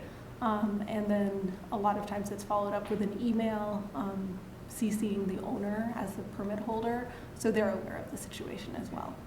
But yeah, we would definitely follow up with the folks who can correct it. Thanks. Seems like it was a lot of good material and an extremely large amount of work. It was a lot to put together, but I think people really got a lot out of it. So that was. Now you have it in place, you can do it, Yeah. next, Yeah. you can do it in the fall and if you actually wanted. we did it last year too, Yeah. for the first time. But I do you put a think you'll lot do- more into it. We didn't have a training manual last year. It's come a long way since Well, last year. I'm I'd say. really It's evolving. Yeah. Do you No, that's think- good outreach to do, so Yeah, thanks it's for really good. doing Yeah. all that. I think that's very Do you think you'll do one important. in the fall? So I'm aiming to do it once in the spring. Last year we did it a couple months later, and we got the feedback that It's too late. folks were already, it was Construction already season. construction season, so that's why we did it in February this year. And we got a much bigger turnout. I think That's last year it was only 25, and this year it was Almost almost 50, double. so. Good. So Do that's great. contractors get continuing education or They anything? don't, Okay. and we didn't get quite as many contractors as, actually a couple municipalities. I think Village of DeForest came, Dane County came. I don't have it handy. A lot of engineering firms came, and then in terms of contractors, I think Veridian was there. I forget, but it was only like 3 or 4 contractors were represented. Thanks for sharing it with us. Yeah, good job. Yeah. It kind of segues into our next topic a little bit here. Item 5E, the RCC responsibility. Maybe a little background. I know back in the fall, in October, it was kind of requested to get together and kind of look back on our group and just kind of centralize of what everyone's responsibilities are. I know there were a lot of turnover with Ellen being here for a while and then leaving, and then Ellen coming in and then leaving, and then especially with Claudia coming and Phil now coming. So there was a meeting between Chris and Diane and Claudia. Phil was there. I'm not sure what. Which meet, I'm not sure if I was at this. Sonia was there, I believe, but talking about the expectations between city staff and the RCC. I think that was the members. introductory Oh. meeting when we, yeah.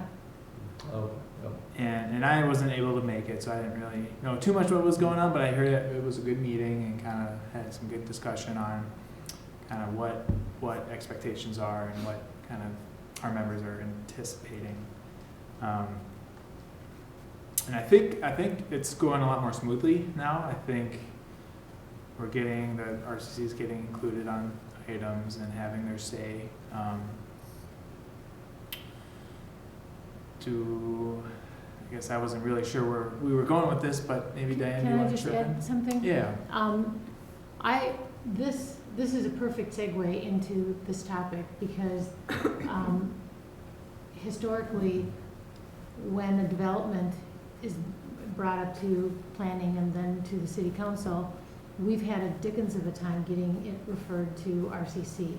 And I think I can remember two in the time that I've been on RCC that have come to us. And recently, and Sarah's been involved with this, the Stoner Prairie issue with stormwater, and the city has to hire a contractor to deal with an internally drained basin out there.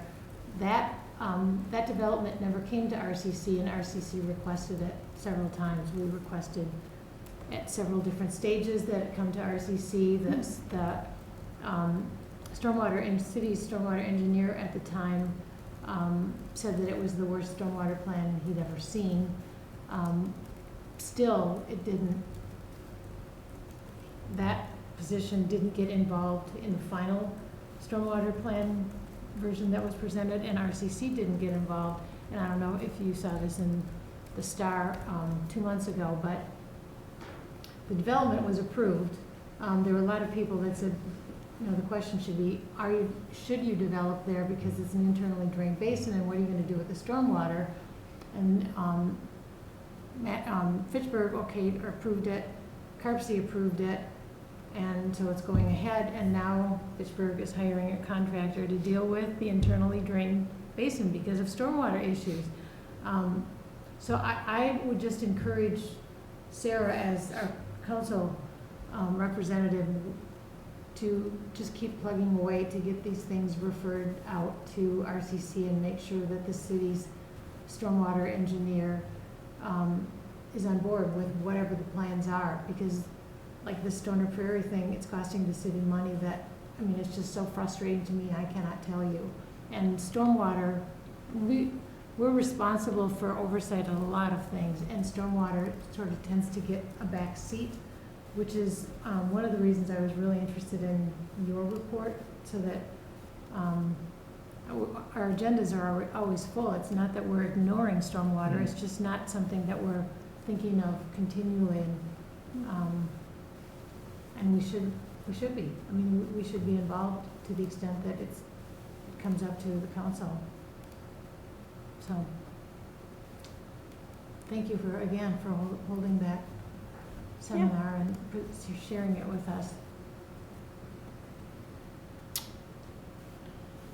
Any other comments on, I guess maybe directed more to the city staff and to Sarah as alders. Is there any question I feel like you guys have done a great job filling in new seats of the city. Any feedback or comments to us? I think it's been going well. I think we have like a good system for reviewing the agenda before it goes out, and having relevant topics on the meeting. I don't know. I think one thing that I remember from that meeting, Sonia did say her expectation was that I think one of the fears back then was that the sustainability specialist would be doing less for the RCC than historically, and that was something that Sonia was committed to making sure that didn't occur. That would be giving the same level of service as what you had seen previously.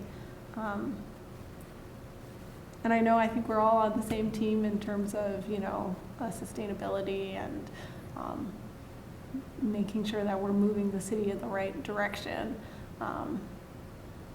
So I don't know, I think it's been very positive. Yeah, I think so far I felt good about it. I guess my question would be if it feels that my level of support and reporting has been adequate, since you've all been with the RCC longer than I've been with the city, and so I certainly I want to make sure it doesn't feel like I'm not informing you about things that I'm giving any of these topics short shrift. I think you're doing a great job. With something like the OEI grant, and that one, that's on me that I didn't include the slides. But with that, or with the RER, like I want to make sure that it doesn't ever feel like I'm just springing something on you, and kind of feeling out what level of kind of informing and consulting is going to feel appropriate. I think you're doing a great job. Right. I mean, I'm really impressed with how fast you've gotten up to speed and what you've done, and I think you're doing a terrific job. I thought on this topic that it was more reviewing of everything that RCC is responsible for overseeing, not necessarily internally how we're functioning. But, we have new members. Well, actually, you're not a new member anymore because, right? But you're new, and if you look at the website where it says what RCC's responsibilities are, it's a lot. And I don't think, and when we get, Nancy's mentioned that she's not going to sign up. I think it's important for whoever comes on this commission to understand that, if you could pull up that part on the city's website, that those are all of the things that we oversee, not just recycling and waste hauling, and we just have recently focused on that quite a bit, but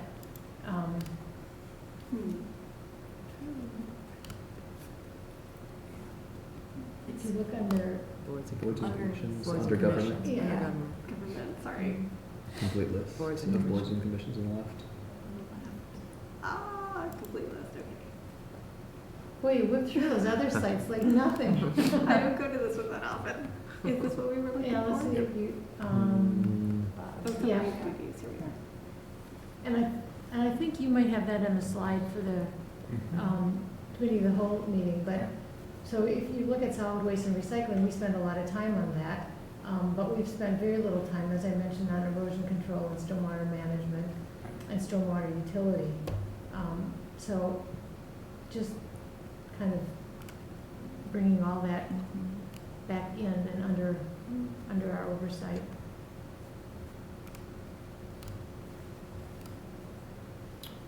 Yeah, I think like I kind of was talking about is that with all the staff turnover, that it's hard to get caught up, and I feel like we're at a good point right now. That Yeah, please. I feel like we're running as an Don't organization. leave, you guys. Yes, please don't. Yeah, I mean, I guess that, kind of the best thing we can do is always try to continuously improve, the way that we prepare for events, the way we market events. We have some pretty good tools, but, those are always, subject to be improved. So, I think we continuously improve our systems. It makes it easier for transitions to new staff members if we have new staff members, or, if we have new RCC members. Just trying to make it more systematic so that it is a little easier to get up to speed. I know, for me, and I think, anybody that's joined the RCC within the last, 10 plus years, it does take a little bit of time to get up to speed with everything that this commission has going on, because we are involved in so many different things. And so the easier that we can make that for people to, come in and, start to understand what we're doing, then they can kind of be an active part of it as well. So hats off to our commissioners that have come on board and picked it up and got involved kind of out of the gate. I know both.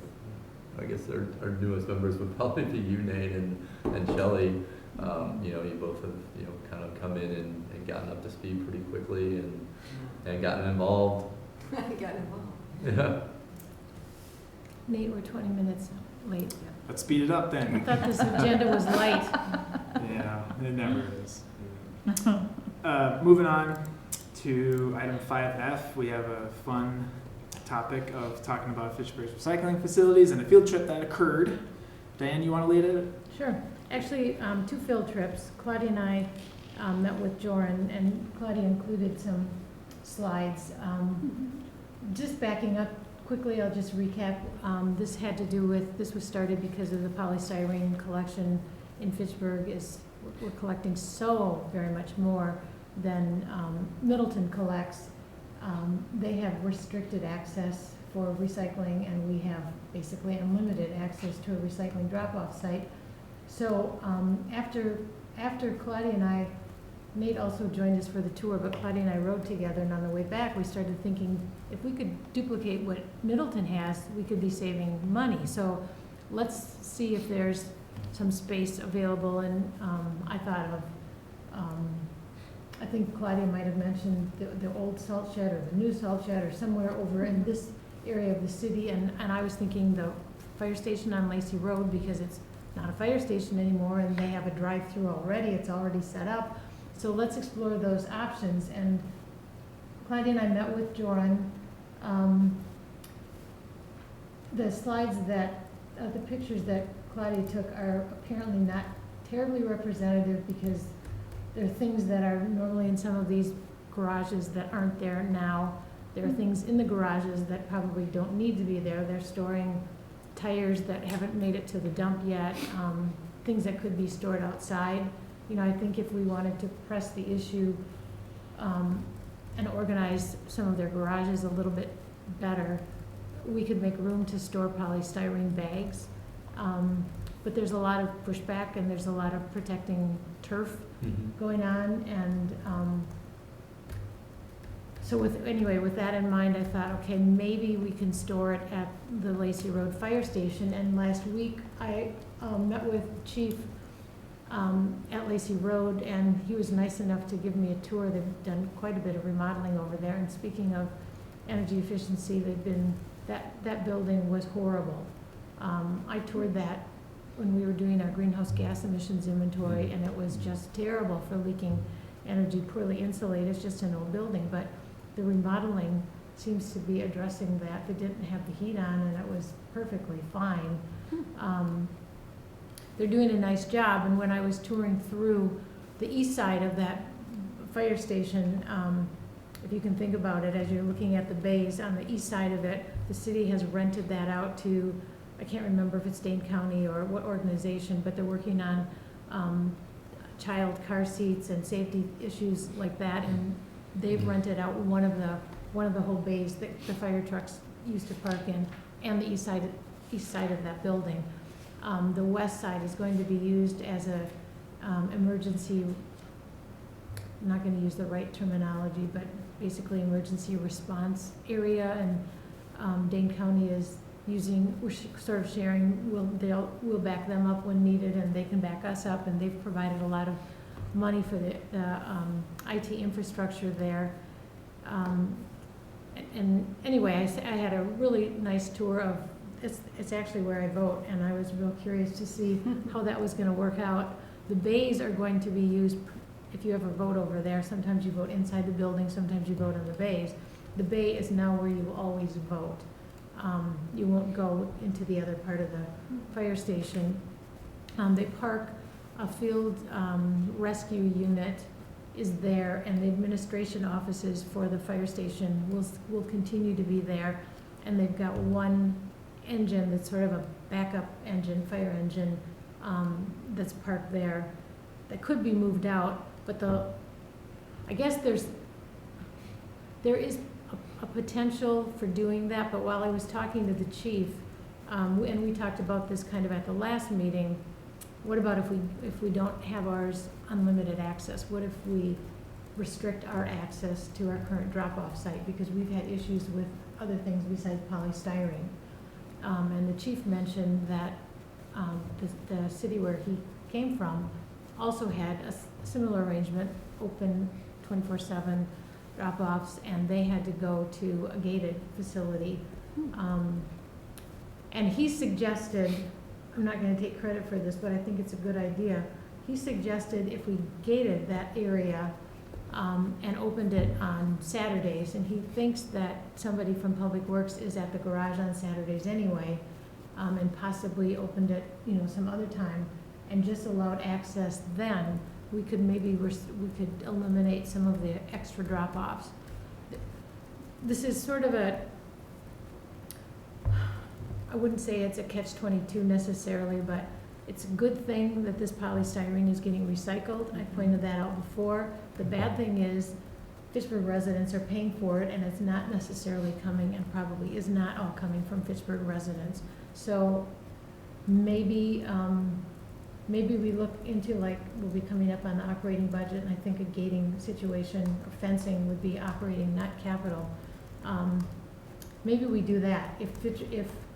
If Public Works, somebody is there on Saturdays, they could just unlock the gate and make it open and close it before they leave. We could put this out there and see what residents think. If that Saturday's not enough, maybe we open it one day during the week. But that way, we don't have the staff cost and we don't have the storage space, but we do have reduced dumpster emptying. So I think that might be worth exploring, that option, instead of, what I was thinking of, let me backtrack just a little bit. When we used to do electronics recycling with surplus IT, we had the garage over by Public Works. We just opened up that garage, and that's where we took the cash and stacked all the recyclables, and then surplus IT hauled it away. So I was thinking, well, we could kind of open that up and let people drop off their polystyrene, and then we still have a staffing issue. And then when it's done, if it's only open 4 hours like Middleton is on Saturday mornings, then that staff person takes that bag of polystyrene, and it needs to be stored somewhere.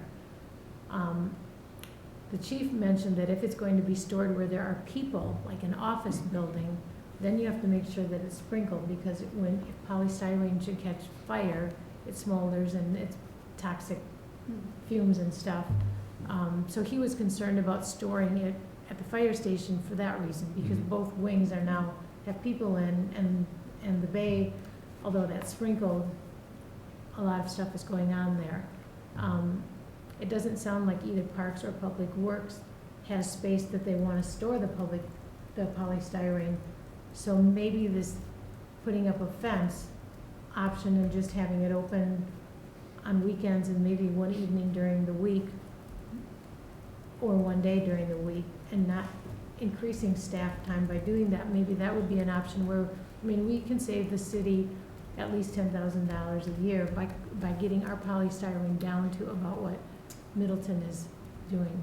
Diane, I'm curious where you think the polystyrene could be coming from. Could be coming from? Yeah, you look at the yard waste, and you can say that contractors are coming because it's close by. But, Middleton uses 25% of what Fitchburg, or recycles 25? At most. There's no way 75% is coming from outside sources, right? Well, I have no reason to think that Fitchburg is about the same size as Middleton. Right. I have no reason to think that Fitchburg consumes more polystyrene than Middleton residents, Sure. right? Sure. So I do think that it's coming from outside. That Middleton throws away 75%, at that much more than. That's what I'm thinking, to be honest. Is That it, do we Fitchburg- have more because it's more accessible? Right. That's And what I think I'm, that there are other, We have had I think more people put it in recycle. We have had, in the past, problems with people coming just because it's on Fish Hatchery Road from other communities and dropping stuff off. I'm sure that So happens, maybe yeah. we don't, maybe, I'm all on board with finding a better way to store it, if it's finding a different container type or whatever, but I think that should be our main goal. finding a place to store it. Or finding a different method of containing it, or, I don't know if you've been to look at those dumpsters, but it's an incredible amount of polystyrene. It's in I a, just dropped some off the other day, and it was packed. And it's there was, being but there was 2 other people there doing it, putting their polystyrene in there. And I was proud that they were doing that instead of when I drive, sometimes when I'm driving down the street on recycled AIC polyurethane Yeah. sticking out of the blue bins here in Fitchburg. Well, So, I think it's great too, but that dumpster, as huge as it is being emptied twice a week. I know, I I know. mean, Yeah, Fitchburg has a lot of polystyrene. I just feel like putting up a fence is gonna discourage people from coming, way more than, cost savings. That's the 10,000 is tough to digest for, as to how much a fence would cost, how much we would disrupt Fitchburg residents to having the hour limit. Oh, I'm sorry.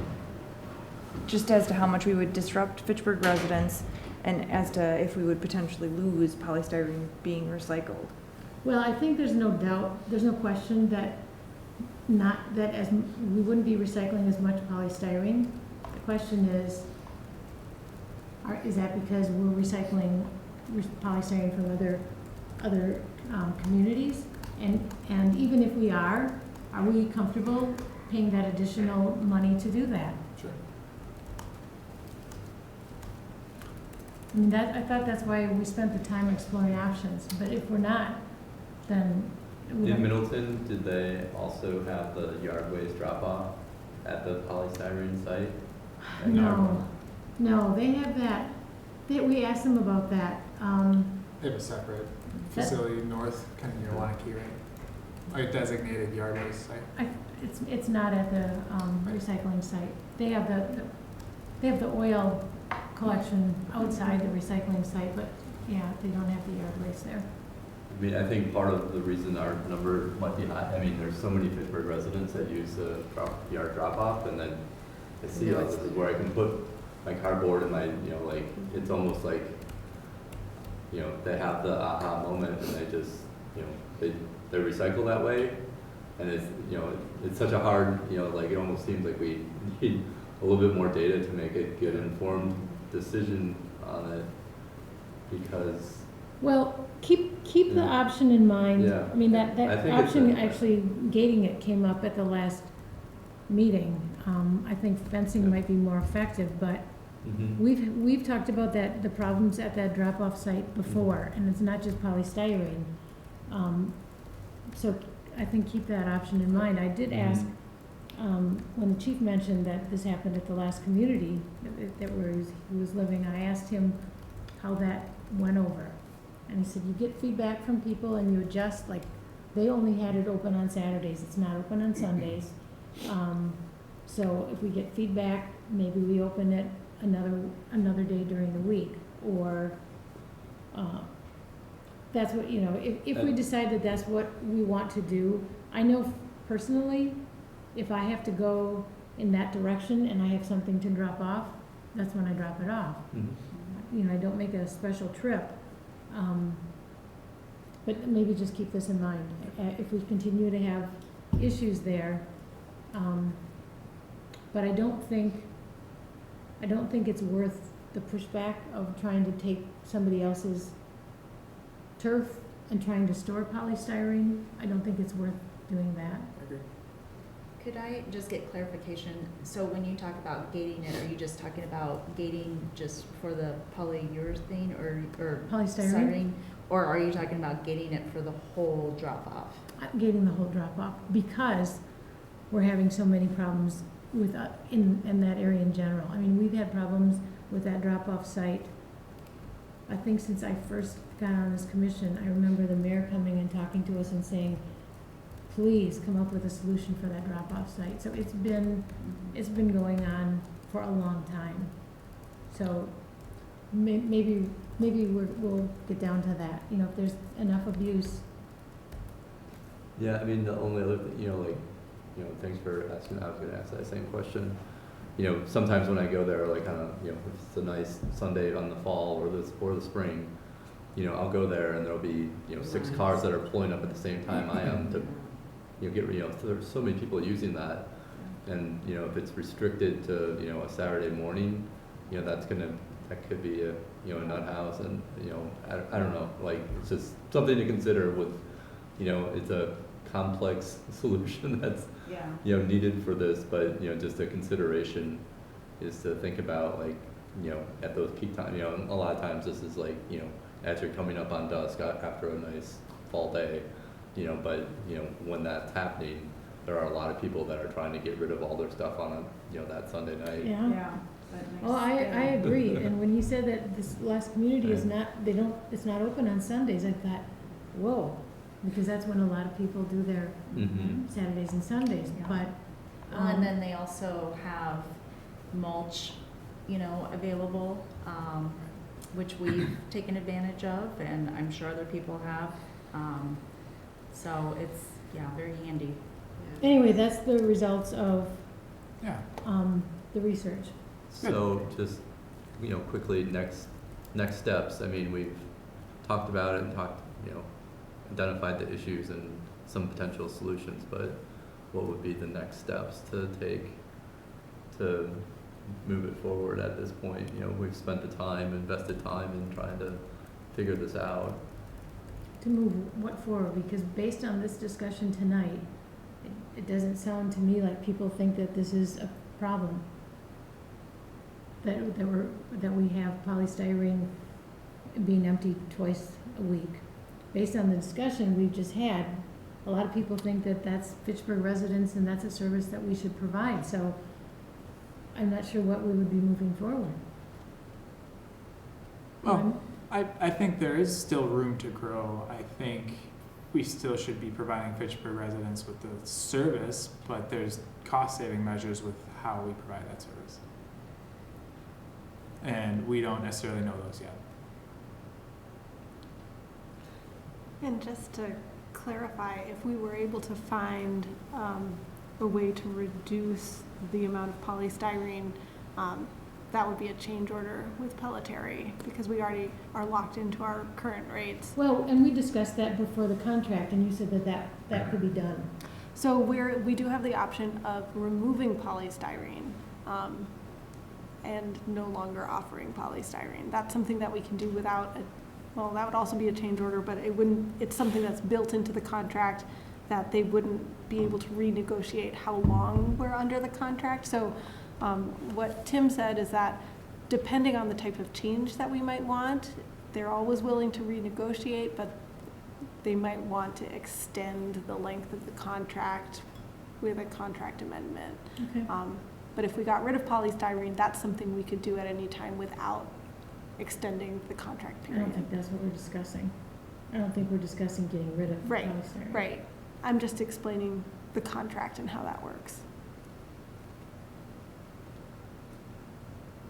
I don't know, I mean, there might be something around like, you know, surveying and trying to figure out like if we do have people coming in from other places. If we do, the question is why are there communities not recycling polystyrene? So, you know, maybe we're not, if we change our schedule so that it's just easier for Fitchburg residents and not people from other municipalities, then whether it's Fitchburg sourced or not, there's still polystyrene not being recycled. Maybe we look at some kind of county-wide solution because there are some cities that recycle and some don't. Maybe something like that could be a solution so that we're not, so that whatever we do to save Fitchburg costs doesn't result in 50% more polystyrene ending up in a landfill. I think that's the biggest concern, is that Mhm. whatever we do, we don't want the result to be that Mhm. there's just a lot more waste Yeah. stream. And so is there a way for Fitchburg to cut costs but still not you know, have that negative outcome? And you know, maybe the question is, what are the cities around us to the southwest and east, what are they doing regarding polystyrene recycling? Do they not offer? I don't Do think we know? Madison offers it. Madison doesn't? I don't Okay. think so. I mean, maybe they've changed, but the last I knew, And I've never looked They into don't. it. I'm sure you know far better than I do. well, I'm not so sure about that, but, Dane County doesn't offer it at the Okay. landfill. And so then that's a question, is do we need to have a larger discussion with communities around us about why they don't, and if there's a way to expand that? And, you know, if we have a bunch of Madison residents potentially coming down to Fitchburg to recycle Mhm. polystyrene, maybe it's time for that city to look into whether it's a service they should offer their residents as well. That's a very good point. Yeah. I don't know how we would determine if we have people from other cities I don't- coming in. Think we could, Yeah. unless we ask them as they come in, Yeah. somebody out there with a clipboard. Thanks. Yeah, I mean, But why isn't, I mean, if Madison's not doing it, why not? On Understand. Madison's website, it says they do.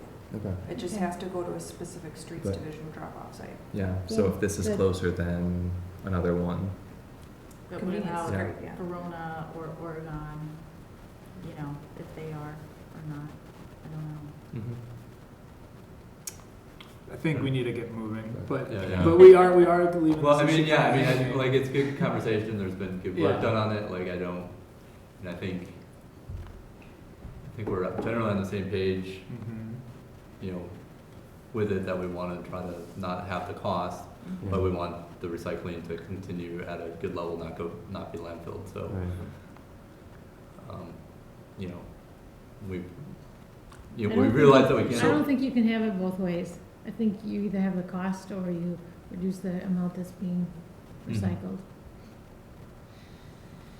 I mean, is this something that should I look into reaching out to some of these other cities, ask their sustainability folks, what are they doing, what do their costs look like, and get, right now we have a comparison with Middleton and that's it.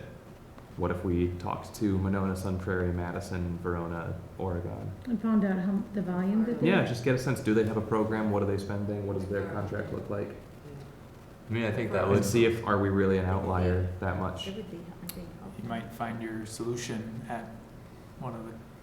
I municipalities. mean, then, then we know, and then At least we can- have some we information. can put it Yeah. to rest, or we can Yeah, see if we need to take some additional action on it to get it normalized across the area more. sure. If we find out that McFarland and Stoughton and Oregon all don't have it, that may be a hint, we might never know, but that might be a hint that we're getting some of their residents. Well, It looks like for sure Verona doesn't. Okay. Does So not. Verona encourages individuals to put it in their trash. Hmm. So, I mean, that's close by, so Mhm. that's a Yeah. easy, They encourage them. they state you cannot go in your regular recycling, that it would, I would imply then you'd put it in your trash, and they've given other alternative on their website. It used to be very difficult to find a place that would recycle polystyrene. But nowadays, So with these are much sort of shipping, carryovers maybe that, So much shipping, Yeah, there's something needs to be well, and done. just the increase of people ordering Mhm. online, you Amazon, know. So So Phil, you just wanna- add that as an action item, I'll just reach out to some folks from other nearby cities and see what their volume and costs look like if they have programs at all. that would be great. That's a good item. Thank you. Great. All right, thanks. Everyone good? Yeah. Great. Rand, let's move on. I think we can save some time with this next one. Research. On, Yeah. 5G, the Spring Green Thursday event that we had on our goals to do this year. And that was before this wonderful rain garden event got brought up. And I think that was something that I almost wanted to do or kind of had a thought. So I'm not saying I don't really want to do a stormwater related Green Thursday event, but I think that would be redundant in some ways. So that, and I'm kind of running out of time with personal life here, but I feel like, yeah, I feel Well, like, we already have the Promega event in April. oh, that So- too. So Yeah. I don't want to cancel the Green Thursday event, but I think we need to maybe Rethink it. rethink it and plan for something else. Well, just a quick thought. I mean, Sure. depending on how this report looks when we see more information from Phil, if it looks like we can get an audience, that might be a good Green Thursday Sure, event. I think that's a good idea. Throw in the hat. So that's the status of that.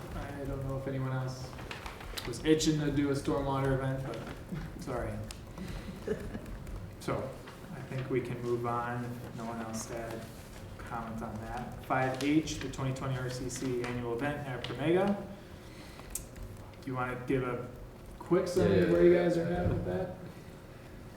Shoot, I'm gonna probably send out an email afterwards. We did come up with a name for the event, but I didn't bring it with me. I missed it. Another teaser, right? Another teaser. So we came up with that. I think everything else is on track with the event. We'll probably give a little bit more substantial update when we get to April, figure out, like what we might need from RCC in terms of March, volunteers. we get to March, so we didn't have an April meeting. Sorry. Okay. did I say that, March meeting, Okay, as we're coming up on the April event.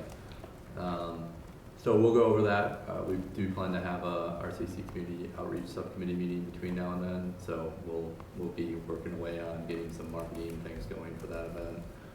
So look for more to come via email on that, but everything else seems to be lining up pretty well with that, and Promega's excited about the event. good. I know Chris said in an email to me that this could be the biggest event that RCC has helped with yet. Could be. Could be. Or We're it getting could a lot of be. credit for it too, which is really good. They're doing a lot of work. We're getting a lot of credit. Hey, it's good. Takes a team. It's great. Yeah, it takes a team. Great. Well, that's awesome. I'm looking forward to They seeing have a more lot more about it. people, And that's why. I'll send out a reminder, but I do need the location, the date, the time, the title of the event by the end of February, so we can get it included in the library's calendar of Earth Month events. We should be on track with that. Okay, great. Okay. Any other comments? Let's move on to item 5I, the community of the whole planning. We have a presentation coming up next week already on it's Wednesday, right? Yep. We sent out a draft presentation, I think it was last night, that maybe some people got to look at briefly, but it was kind of a continuation of previous slides of and what RCC is and what we do, and some pictures of past events. Hopefully trying to encapsulate everything that RCC does. Diane provided some good comments so far that we can incorporate. You spelled realtor wrong. Oh no, Just let you know. sorry. It's all right. Yeah, I prefer to be consultant instead of accountant. Okay. I'm not sure, Nancy's retired something, but I don't know what she did before she Yeah, I retired. reached out to her. I know she's in the Everglades right now. Nate, Yeah. this wasn't included in my comments, but just a suggestion. I thought that it might be, when you're talking about where we are as far as meeting the city's commitments, I thought it might be nice to just briefly say what the city has done and acknowledge the efforts that the council has done to get us to this point, like geothermal in the library. And you talk about the solar arrays quite a bit, so that's already in there, but like the retro commissioning and the energy efficiency work that we've done and the street lights and, I wouldn't take a lot of time on it, but I think sort of a pat on the back, this has gotten us to this point, we need to do more, but. Yeah, and after you got that comment, I did, at least on our internal kind of working document, I added some geothermal info. I think I was the one working on those renewable slides, and I was kind of trying to lean more into what are things that we can quantify the impact. Yeah. And so those things are all really good, and I can definitely call them out, but I was kind of looking at it as, well, if we have a limited space, let's say these are the things that we know we have a measurable outcome. And things like the RCX work, the streetlights, the geothermal are a little bit more fuzzy with the numbers. But I can still put them in there. I think it is worthwhile to call it out. I appreciate that we can't quantify it, but we've spent a lot of time, like energy efficiency, on energy efficiency initiatives. Yeah. And geothermal has not been inexpensive, but if you look at that slide that you just showed with the natural gas usage, the library is almost nothing. Right. And we've got geothermal at the new fire station, and I think that we just need to remind folks that we've been doing, we've been working in this direction, and sort of a pat on the back for the people making those decisions. And the OEI report actually helped me out with that, so I was able to look. There was one thing that they put in there, just comparing our energy usage intensity for each of our buildings against kind of the ASHRAE standard benchmarking for those building types, and the library is like 20% below the average. The new fire station is, I think, 50% below the average energy use intensity. So, yeah, that can plug that in there. Yeah, I think those sorts of things that are really strengthens it. that Shows impact. sort of sets a foundation for what we need to do going forward and the expenditures we need to do and that energy efficiency recommendations and stuff. I think that's just gets this in the right direction. Yeah, sure. Yep. I think that's a good way to center the presentation. I know Phil's going to be probably talking about that kind of stuff. Chris and Kim, you're going to be showing up to talk about the elderly efforts. Chris? Yeah, and I'll talking just about cover general RCC stuff. Yep. I'll be there to go, woo, woo. So, I'm yeah. just gonna be there. Me Ryan will too. be there. And I think the time, the timing, there was some other group that's gonna be there for the first half hour, so I Yeah. think we're the second. Yeah. We started at, We're not first, we're not at 6:30? there was some like, I forgot what agency Yeah. they were, but it was like some, like, So are It's we saying- at 7? I believe it's 7. I think, yeah, we'd start at 7. It's 7. Yeah. Do you wanna, I can confirm that and Okay. send an email Yeah. out.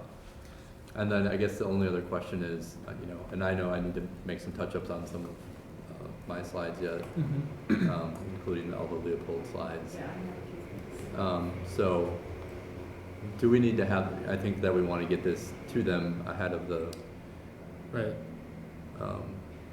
community of the whole. to the council? Yeah. Yeah, definitely. Place in the packet. So when do we need to have it into them for the packet is the question, I guess.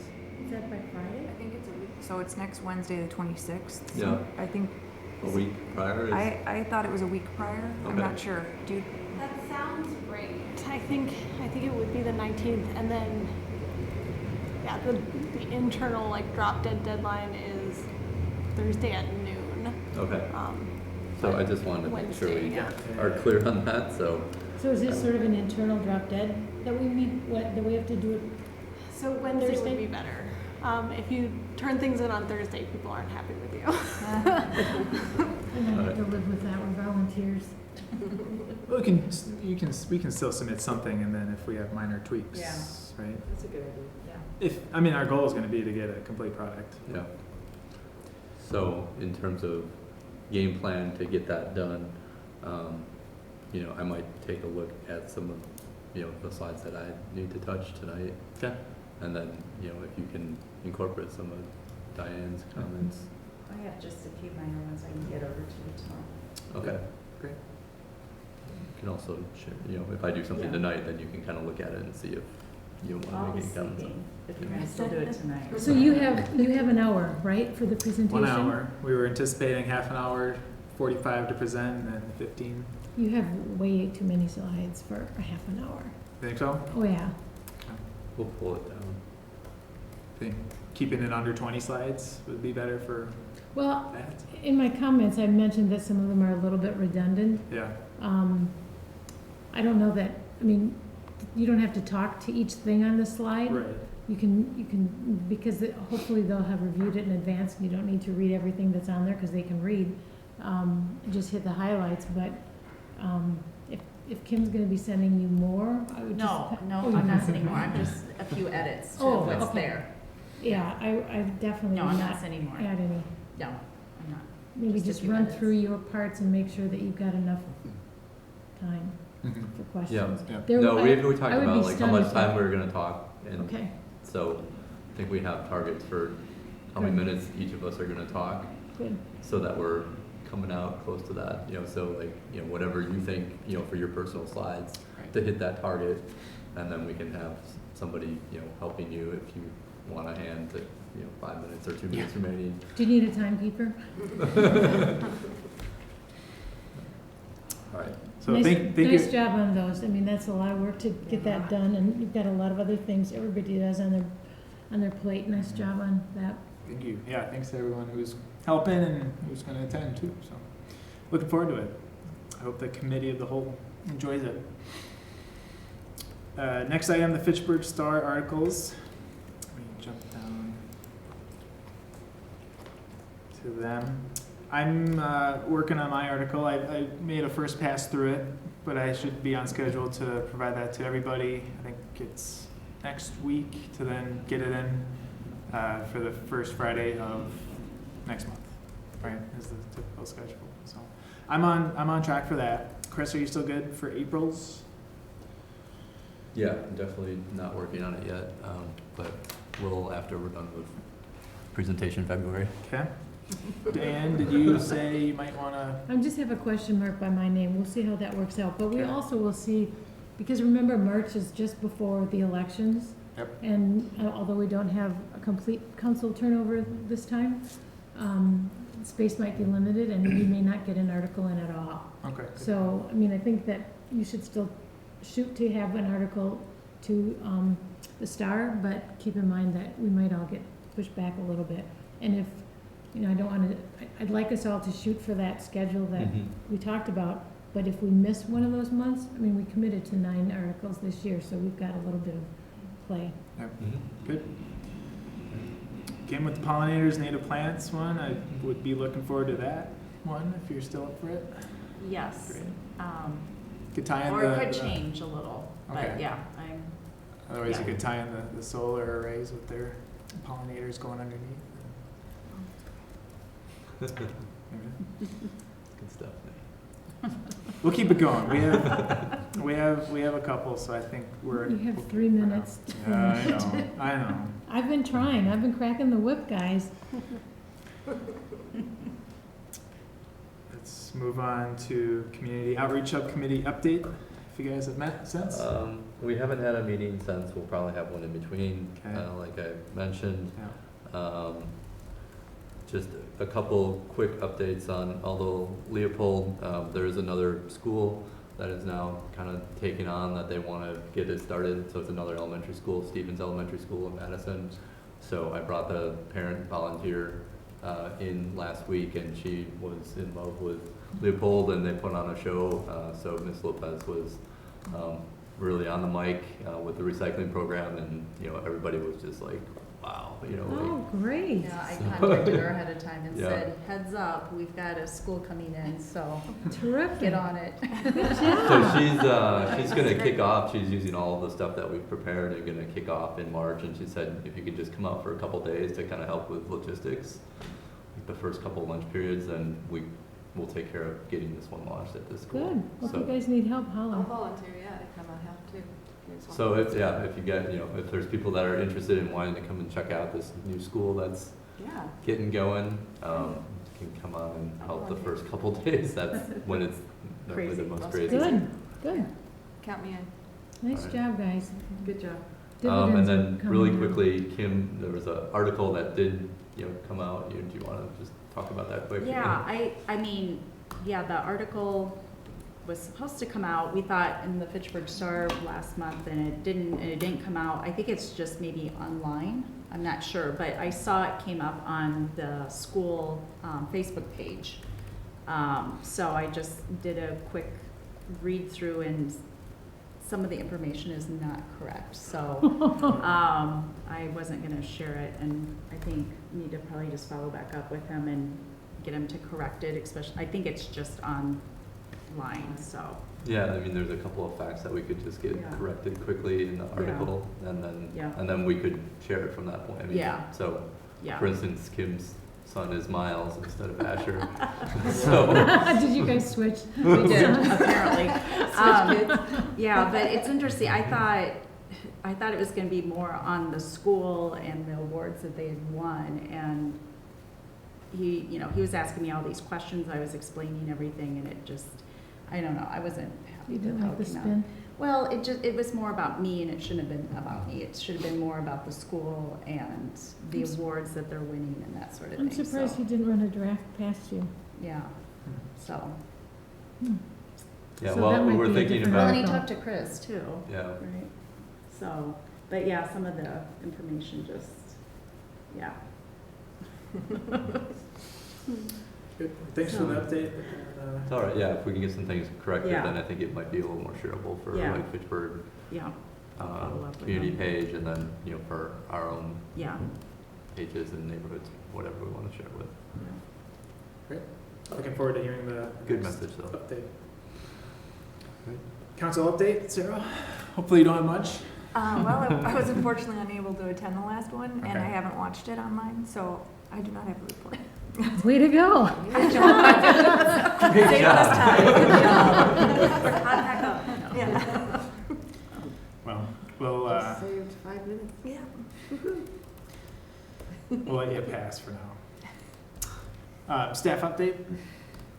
I know you guys have a lot, but Yep, so, Hopefully we've and got some to of the- this we've already talked about, the Yeah. Spring Recycling Day event, scheduled for Saturday, April 18th. The recycling guide, I did get the translated table in Spanish from Shelley, so we Oh, still need thanks, to, Shelley. Yeah, we that still was- need to incorporate that and publish it, but thank you for doing that. So that'll be on the website too? That'd be great for these apartments. Yes. Good. Yeah, anytime you need these Spanish. Awesome, thank you. Stormwater update, February 8th, I went and helped staff the Wisconsin Saltwise booth at Frozen Assets with the goal to educate residents Were on there how a to lot of people? reduce. Were there a lot of people there? It was crowded, it was very crowded. Everybody went Um, out. Yeah. That cold thing, yeah. It was a lot of fun. I actually didn't know what to expect. I had never been before, but it was great, and a lot of people stopped by the booth and had questions, so that was great. Oh, good. The erosion control training, which we already talked about, occurred last Thursday. And then February 29th, we have the rain garden workshop coming up. We also have a retrofit going on to a city dry pond, which is going to be an infiltrative area. Where is that Um, pond? So it's a little bit southwest of City Hall. It's in the Burnwood neighborhood. I can show you real quick where that's located. Well, there's a map kind of behind you also. Well, I'm almost there. So we are here in City Hall. Burn Park is here, and the pond is located to the south of the Okay. park. Okay, It's right here. thanks. So that is getting kicked off. We're having a public meeting next Tuesday, I believe. We just picked the date today, and we're getting the notices out tomorrow morning. So we can move that forward. Claudia, can you back up to the solid waste? Did that issue with the apartment apartment manager who took away the recycling? Yes, Did that so get the resolved? recycling bins are out at this point, so that has been resolved. Maybe we can make those translated, English and Spanish tables of recycling, just that Mhm. one page. Maybe we Oh, can make that's a that good idea. available for them to post around their complex. Yeah, and we gave them a lot of other resources as well, but we can provide that to them in addition. Thank you. Mhm. And then did you want to give the sustainability update? Sure. So the Green Tier Legacy Community's all-member meeting, I briefly referenced this in January, but I did get the meeting room at the library reserved now, so it will be held in Fitchburg's library on April 27th, which will be kind of nice to be able to host that for all the Green Tier Legacy Mhm. community members to come here. We're going to try to get, I'll probably look to get either the mayor or Pat Marsh to give a welcome and just kind of address a little bit of Fitchburg's history with Green Tier and some of the things that we've done. If they're unavailable, I can do it myself, but I'd really rather have one of them introducing the event and welcoming people to the city. I'm going to be working with Will Erickson from the DNR and the rest of the Green Tier kind of event planning group to figure out what the topics are going to be, who's going to be presenting on what, but I know that there will be a Jeanette Lazax from Slipstream is going to be moderating panel on that OEI grant, so we'll have an opportunity with a couple of the other municipalities that partnered on it to talk about that effort and kind of the value of that sort of inter-municipal partnership and some of the takeaways, what we're going to accomplish as a result of that, hopefully. Guessing that can't be recorded. We're looking to see if Fax TV will be able to record it, actually. Great. Yeah, if they are unable, then I think there are some thoughts on external groups coming in, but the goal is to have it recorded, at the very least streamed, because odds are at least some of the members won't be able to come to the meeting in person. But yeah, if we can get it archived, that would be ideal. And then last week was a couple of International Winter Bike to Work days. Technically Friday is the international event, Mhm. but all of the pre-printed signs that Fitchburg has for Bike to Work days say Tuesday, so we always have our event on Tuesday. So last Tuesday morning, I went over to the bike roundabout with Steve Arnold and Mark Hamilton, the chair of the bike committee. Steve is with Bike Fitchburg. There's another Bike Fitchburg member there as well, whose name I'm blanking on, but we sat there from stood and walked around and did a lot of jumping jacks from 7 to 9 a.m. great. and welcomed about 25 bike commuters that came through. This was the day after we had just gotten 3 or 4 inches of snow, and Joran had already gotten out with his plow and cleared off the Cannonball Path and Cap City Trail that went up to the Dolly Bike Hub, and some of the trails were in pretty good shape, and gave out a lot of coffee and bagels, And it was above zero, so that's. It a was good above thing. zero. It was 20 degrees at 7 a.m. Mm. Could have been worse, 2 days later. 2 days later, it was negatives that early. So, it was kind of nice to see that many. I hear in the June events they get like 250 commuters, but 25 on a cold February morning was Pretty a good. win. It's pretty good. Yeah. Just one more thing, I just wanted to shout out to Phil for getting the green e-news updates up and going again. I feel like those are really cool. I look forward to seeing them. I don't know if everyone else has been tuning in. Yeah. Good job. If you ever have a suggestion for something to throw in there, let me know. Well, I'm always looking for more certainly something topics. about the Promega event should be on there, right?